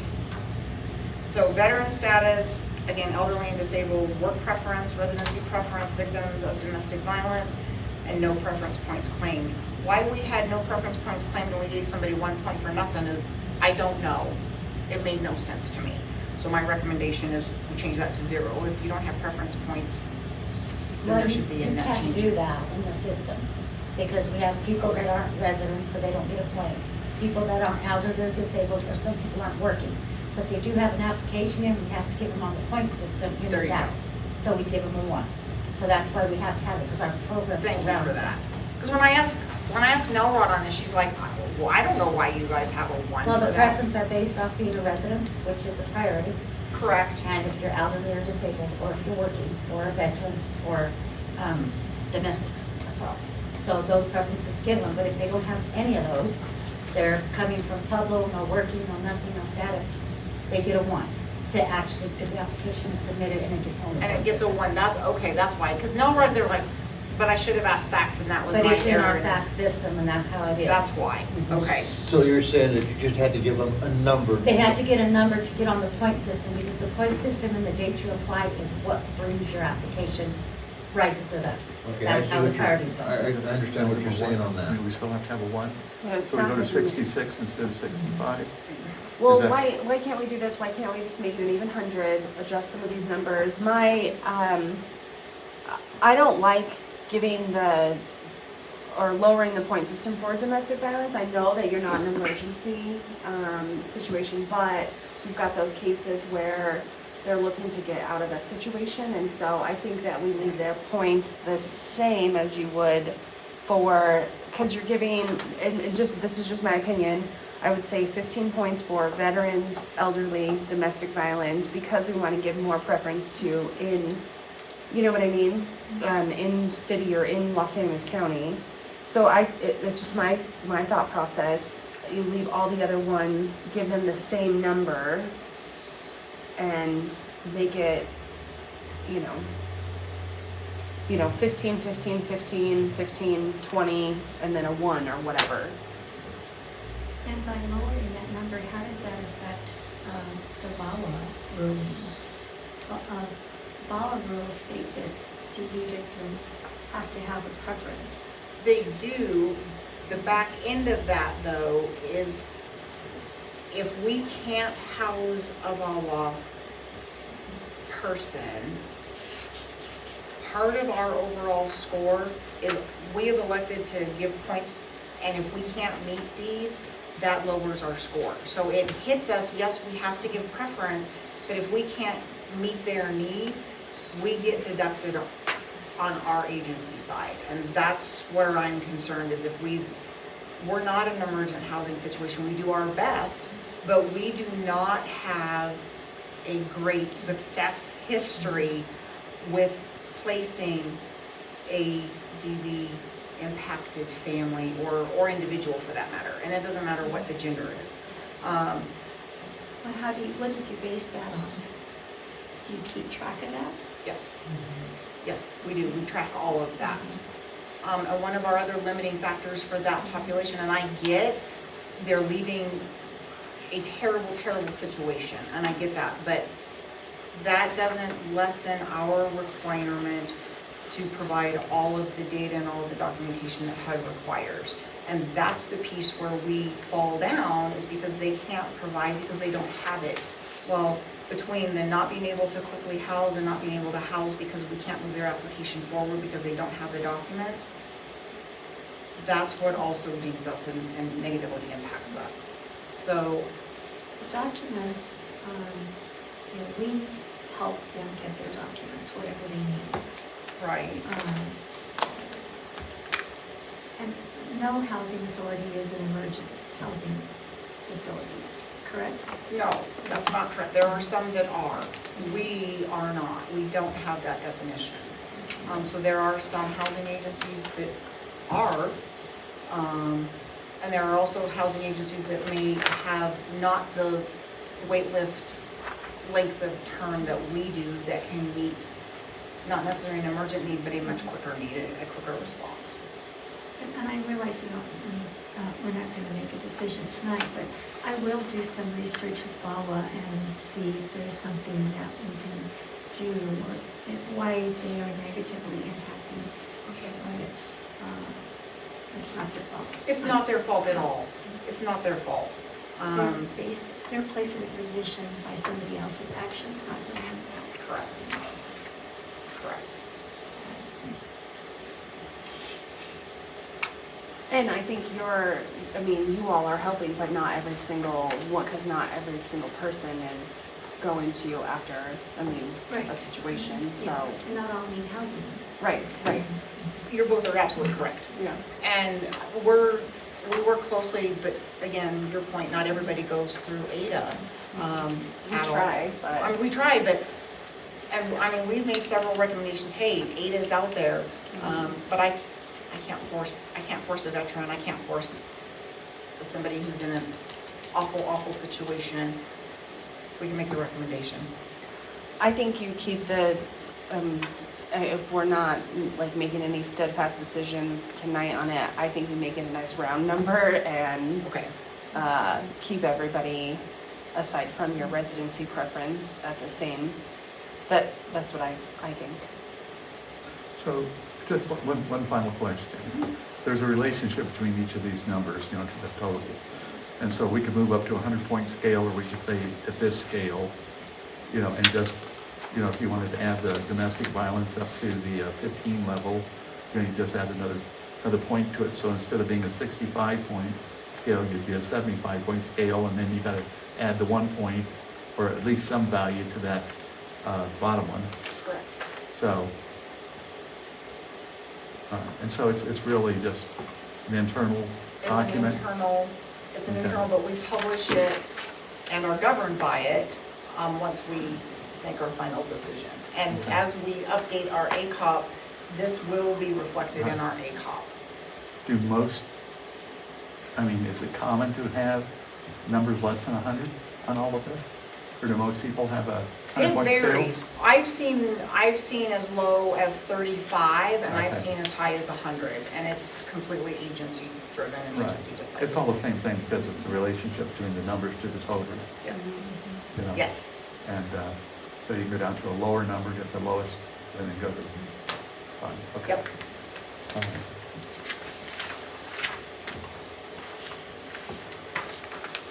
So moving on down, item C, our ACOP must be updated. The last update occurred back in 2018, and so it was out of date and out of compliance as well. Again, I've shared we are working with Nelrod to complete the recommended changes and submit for your review and acceptance. This would be part of that. We're probably, when I talked with Nelrod about this last week, they are probably 45 days out from even getting to our update application. So it's not going to be a fast process. And then once they submit back, it's ours to review and make any changes. So what they submit is not anywhere close to the official or final document at all. So we're still 45 days out after we submit this for the ACOP. No, we're 45 days out before the changes that we've already said we have to make, before they will even get to our application to process the changes that we've made. This would be, can be after they say, here's the revisions that you've already said you have to have. These are law changes, rule changes, those types of things. This is one of those that is not governed by a law or a rule. It is agency type, and we can then add that, send it back to them after you guys review. And I would like to be efficient and just say, here's all of our changes at one fell swoop. Here's the initial review, which likely wouldn't be approved because there will be review, discussion, and other changes. Any changes, here's all of our changes. They would make those and then send it back for final review and acceptance. Okay.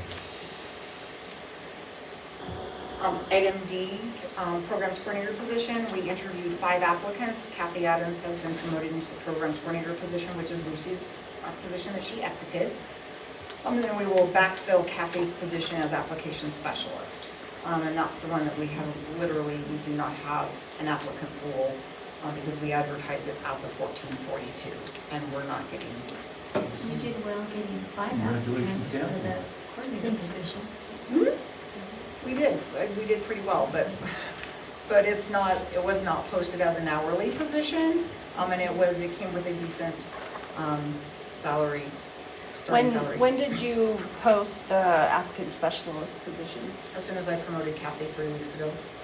So it's only been out for 3 weeks. Well, that's gonna be a toughie. Yes, it is.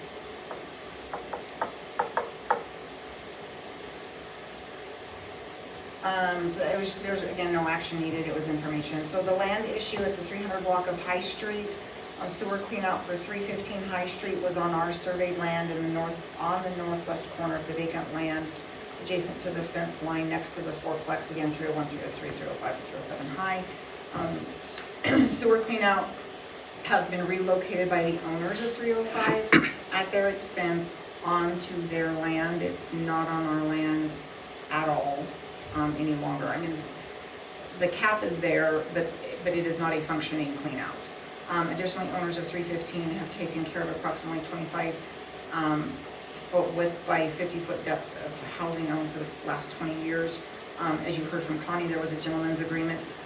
If Helen gave a written document, I have no idea where. I've gone through historical files. I have not found anything, but I have also not found a whole lot of historical files left over from Helen. I suspect if we have it, it's in that other storage building across, and I have not gone in and looked at it. And again, you heard owners are asking for continuance of this agreement, if we need to do a formal agreement. I'm happy to develop and send to our attorney for review before implementing, but that is you all's decision and your recommendation. I will follow it. But we do know where the 4 stakes are. Again, without being able to go to the assessor's office, I could not obtain our own request information on where property lines truly are and what maps are. And I am happy to access that next week and have it prepared for the next week. I think we need to, just my viewpoint, I think we need to see it before we make a determination on anything. I mean, viewing the pictures of what's happening over there, I'd probably like to drive by it too, just to get a hands-on view of it, because I know where you're talking about, but just to see it would be a little bit better. And then, I mean, based on, I think after we have the information, then we make a decision. Could we agree to meet at a certain time? Looking at it for me, Pi is gonna tell me unless somebody wants something out to me. Does anybody have some Yeah. half hour that we could write in for that? I'll come pick you up one day. We can go over there since my email's still down. Okay. The city still doesn't have email. Okay. So anytime you want to go over, just give me a ring and I'll go pick you up and we can drive by it. I think it's better to go see it Yeah. visually. Yeah. Do You you, know, do pictures you are know the different spot? than actual. If I could drive by the address. And then once you have the stuff, and then let's make a decision, because it gets that little bit. I mean, we moved property. We did it for somebody else. We gave them a little sliver wherever, because it made more sense. And it's Right. less stuff that we have to take care of, but it's not. But I say we look at it and then make a decision. And because I have not done this through HUD's view, and when I talked with Jordan about this yesterday, he said, get your board to do, you guys do what you need to do, but we reserve the right to either approve or deny, because it is basically HUD paid for land. So that, just because we say, yes, we make a recommendation, please understand that HUD may follow our recommendation, Or they decline. but they may not. And ultimately, because we are HUD funded, their view is, their final decision is what is going to be followed. Yeah. Let's just find out May I what say we can do and comment? then submit to HUD. And in my perspective, for sitting here today, I'm not asking for it to be given to me. I'm not even asking to purchase it, you know. I just want it to be informational. Am I gonna allow to continue to keep it fenced off? Just, you know, again, to stop the traffic from going through. And if not, that's okay too. I'm just thinking for what I've been allowed to do and stop that terrible traffic at that time. Well, we don't want traffic like that back in that area either. You know, that's protecting Yeah. the whole- Everybody. Yeah. So, and I mean, it's okay. I have no hard feelings if it's decided not to. I just bring my fence in and I'll secure put one my. out for us. Huh? And then I'll put one out for us. But yeah, but yours will be just from your spot. They'll still be able to come all the way through to your fence. Yes, Because if I have they'll to be move still it- being able to come through that property where you're being. Right, and then they would stop where your fence would be. Yes. But still, I mean, even then, if somebody's gonna run through there, what's the likelihood they're gonna climb your fence? Very likely. Question for you. Is it a dead-end street? Where, what do you mean? We're just gonna have to go look I at think we it. need to, I think No, we need we're to gonna have have a a hands-on look at it. It's kind of in a weird, yeah. It's kind of a weird cul-de-sac back in there, so it's not, it's just weird. Okay. I mean, I had to go drive over there and get out and look, because there's not a street that goes through there, but there's kind of a cul-de-sac that you enter off of Second Street, which is where, Yeah, I know probably pretty much exactly. out in the back, on that back end of that property, both Connie and her families and anybody else back there, there's like a cul-de-sac, it's not a through street, it's where they enter and park. So it's west and east side. It's West Second, West. it's, yeah, so. It's kind of over there by like where Detox is, Corazon Square, kind of Because upset. by our Yeah. traditional housing.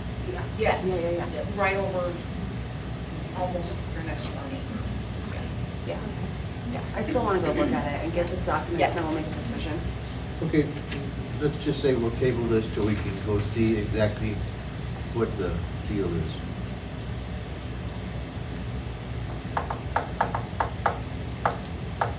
And then item F, so Connie and her family may relocate out of state in the next couple of years. If their plans do materialize, I am very interested in obtaining, not only your approval, obviously, but HUD's approval to purchase their land, because it is adjacent to housing already. That fourplex is one of our original buildings, so the 301, 303, 305, and 307 is one of our original buildings. That is a building that we, because of the age, and the design and the build of that building, it completely limits and does not allow for retrofitting for ADA purposes at all.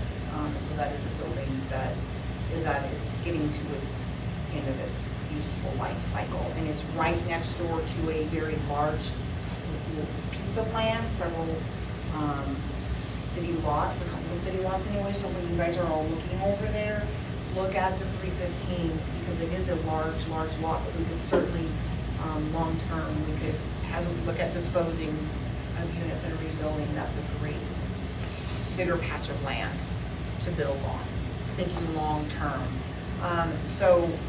Connie had graciously shared their comps from their real estate agent when they had talked about this last year. So that's in your packet. It's not an item that we need to make a decision. It's information out there, and when you're already going over there and looking, kind of think, okay, is this legitimately something that we would be interested in?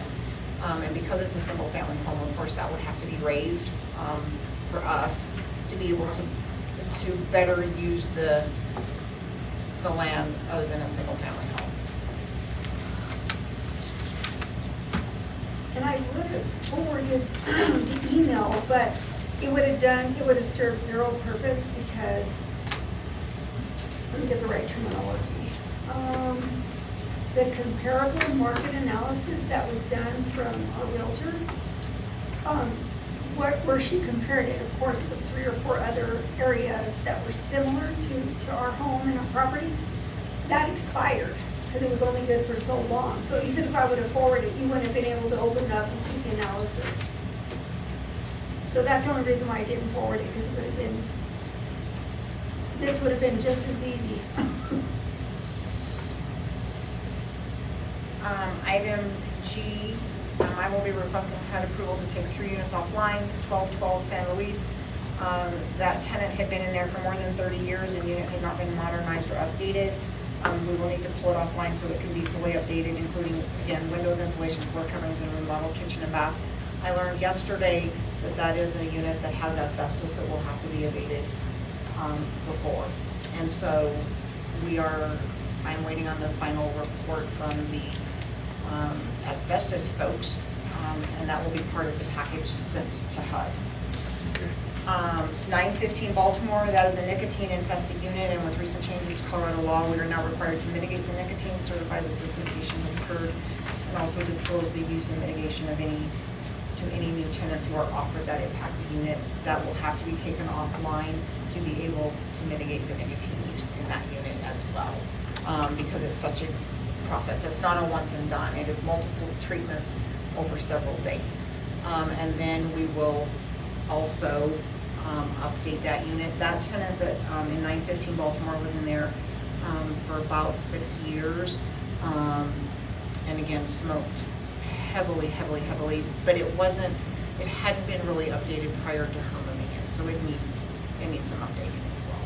but it also has to have the nicotine removed on it. Quick question on this here, just, I know the core zone is, you know, it's a smoke-free environment.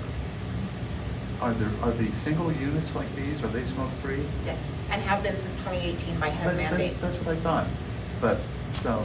Well, they and- also say don't do I know, drugs. I and- realize that.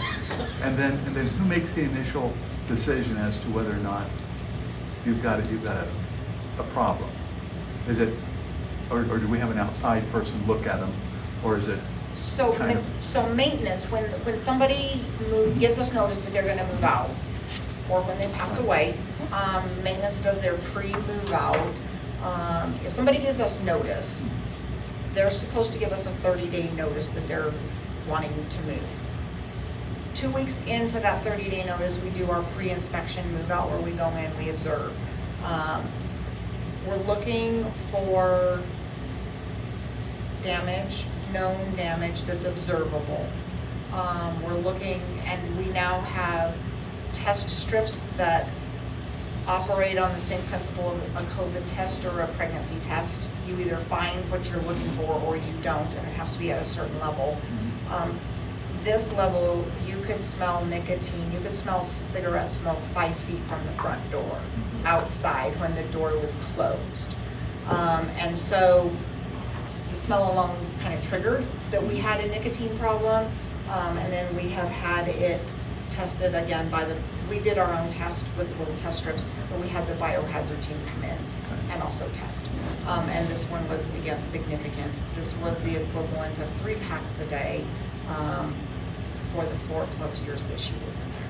And is there a specific gauge that HUD says you must follow? If it falls between this piece and this piece, then it's not? It's not HUD, it's Colorado state law that was enacted and took effect April 1. And it's if you had smoke in there, there's not a range or a gauge. It's, if you know you had smoke in there and it's a nicotine, because nicotine is a known carcinogen, then here's what you have to do. So it's not a HUD rule, it's a state. Does the occupant, does the person that's leasing it, do they have any responsibility on the mitigation of this here in terms of, like you went to court on this one? If we went to court, then Yeah. before we go to court, if I can tie back to this is, you're not gonna get your deposit back. That's about as far without going through the court system. That's about my limit to try and recoup costs. So what's your best guess on what the remediation on one of these properties On would this be? 915, Yeah. about $5,600, And so their deposit is 300. 300, so we're out 5,000 plus. And we have no recourse. We can get reimbursed. I can Oh, okay, submit for HUD, reimbursement yeah, through HUD. okay. But separate and independent from asking for reimbursement, Dwayne, is I'm gonna go to court, but am I gonna get blood out of a turnip just because I have a court judgment? But even your 11,000, I We're would not. doubtful it's No. gonna. No. Yeah, okay. 108 Corzon Square, we already touched on that. She was evicted for smoking and drug use. We have to, that is a unit that will have to be cleaned by the biohazard because of the meth, the crack cocaine, and the nicotine. Marijuana will get cleaned up through the rest of that process.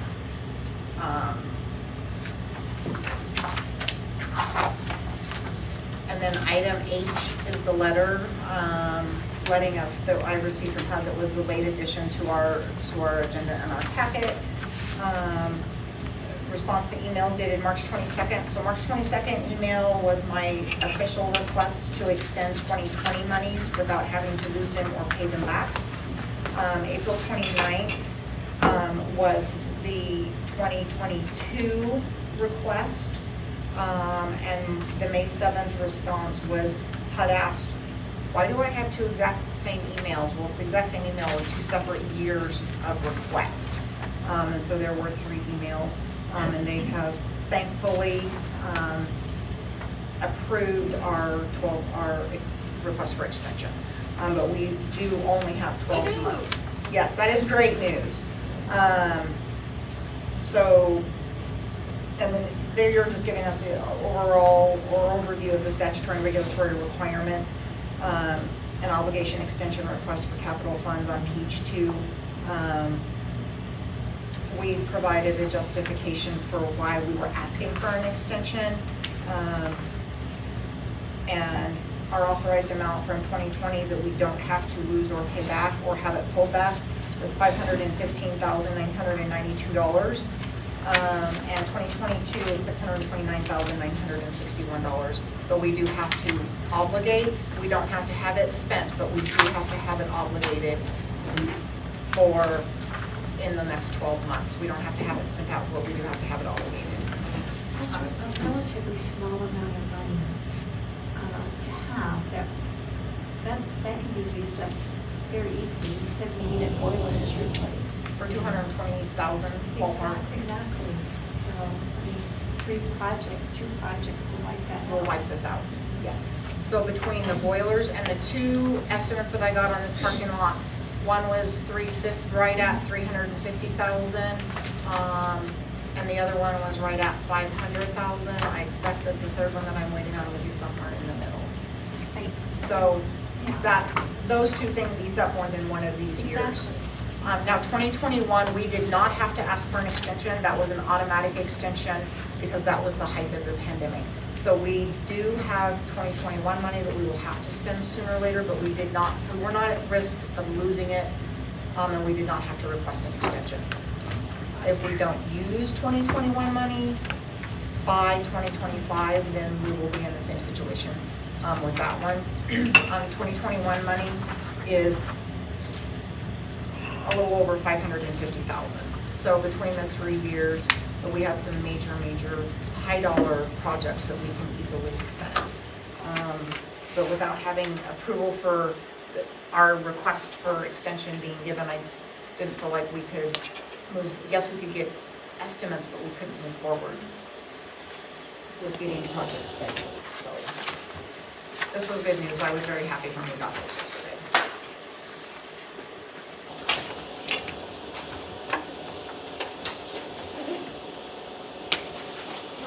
I have a weird question. So you said that our React score was 68, and it sounds like most of these 3 years, 2021, and 2022, will be used to like combat that React score and really like get those capital expenditures done. What, just out of sheer curiosity, like how many points do you think that we will go up after expending this money? This is a completely uneducated guess, Keely. With the completion of boilers, with the completion of our parking lot, yes, it impacted that score of 68. I don't know what our parking lot redo will increase our score by. I don't have that.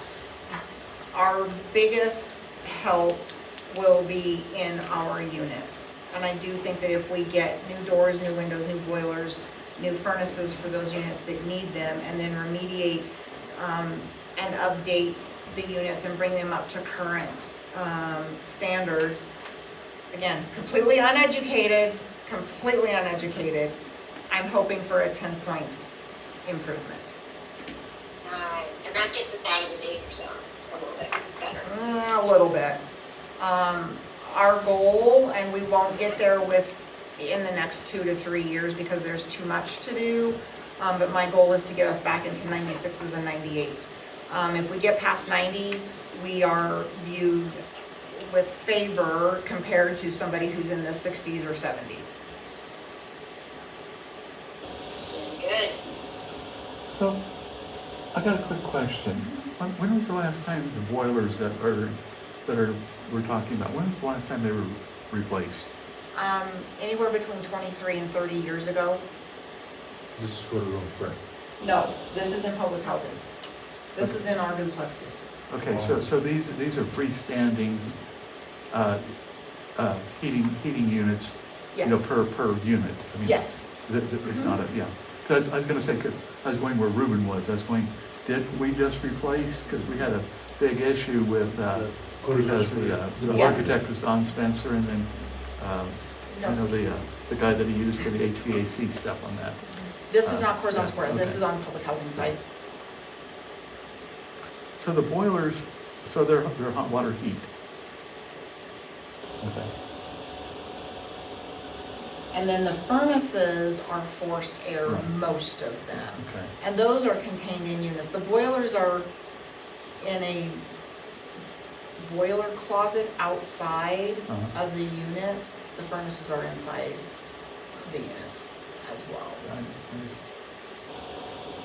Okay. Yeah, kind of threw me off on boilers. Yeah, Was it 2 or 3 years ago we went through this Right, with the yeah. boilers?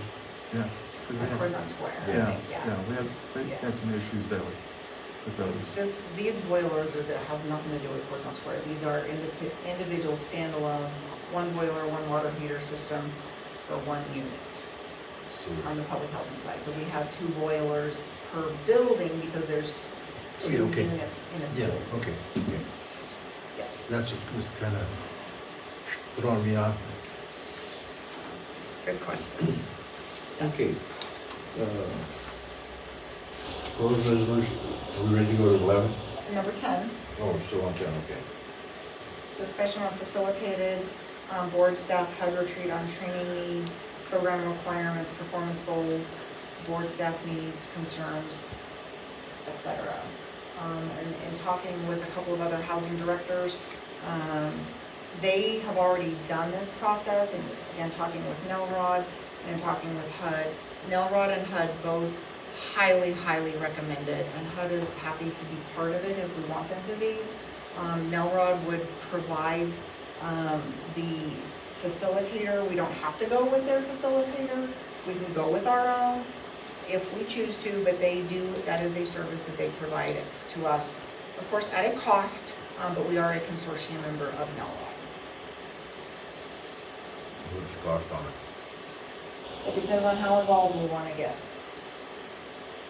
And how long, how many days do we want? Half a day, or 1 day, 2 day, or 3 day, or 4 day? We want it on the weekend.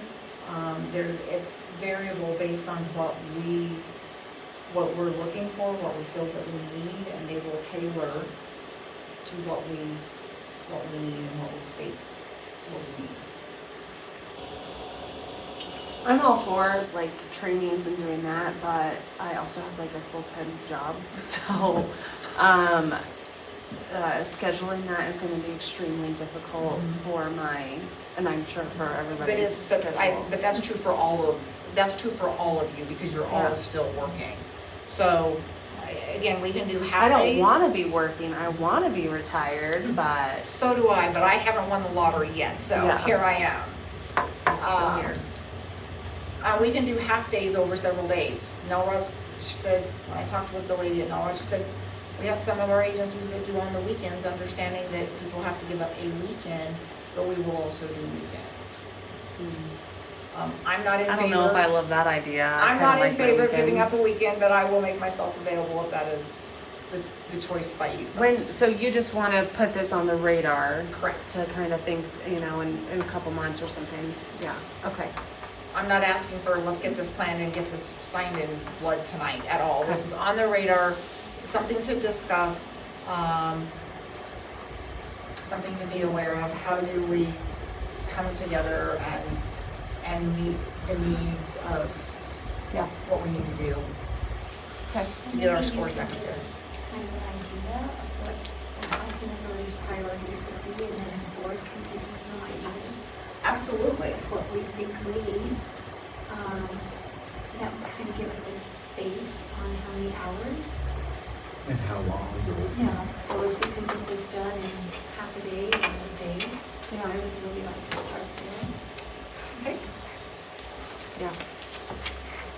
But sometimes it's easier to give up a whole day than 2 half days, because then you kind of break everything up. It just depends on everyone's schedule. Right. Yeah, I kind of agree with that too. I think it would be easier They're for too me to short. do a full day. Yeah. They're already too short. Weekends are already too short, but. I don't know why we Wayne, just don't does work that 2 sound days good and to 5 days Uh, off. Does that? Yeah, if you I'll can be make that in for happen? training. I will be forever indebted to you. I I will be forever indebted to you. If I can get Subject everything matter done in 2 days, And the time, commitment, whether it's, a whole day or 2 half days or 3 half days or 5 days, Well, Honolulu. getting a little crazy there. Slow down, sir. Honolulu, Honolulu, yeah, Honolulu, training in you know. Hawaii, I'm fine with If that. you guys If it's will- training in Hawaii, I'll be there all 5 days. I say I'll be there all 5 days if you guys will allow us to take the entire staff and we put the bill. I'm sure we'll all be there. I shouldn't say this, but I've been to the Alaskan cruises, I've been to Hawaii, I've been to Jamaica, I've been to Vegas on numerous times, all on staff training for You're making different me things over the jealous, years. Dwayne. You're Yeah. making me jealous. Yeah. You're I mean, making me jealous. They're not local entities that I was on the board for, they're other entities. Okay, I was gonna say, if that's happening in Trinidad, let me know how we can get that going. Yeah. What was in the water? Huh? What was in the water? Okay, Item 11, there are no proposed resolutions. oh, So they will open placeholder, so when there is, but there are no resolutions to address. We need a bad debt. We do not have any bad debts ready. So probably next time, but we do not have any bad debts. okay. Commissioners' comments. Ms. Jennifer? I don't have any comments. Mr. Dwayne? Congratulations, Kathy. Oh, yes, I'll second that. Congratulations to that. Charlene? No, just thank you for bringing the attention we needed to on your situation. Thank you for listening to me. Well, thank you all. Any comment? Keely, comment? Yes, Keely. Oh, I'm just looking forward to when I can actually be there in person. And thank you for your patience in the meantime. I really appreciate that, Keely, that you're gonna try to make it in person. And I'm not trying to overlook you, but I don't see an extra body there You're to an ask. invisible friend. Yeah, Jared. I know, it's too ominous to have a voice over the phone. Okay. Thank you all for coming. Adjourn? Or adjourn.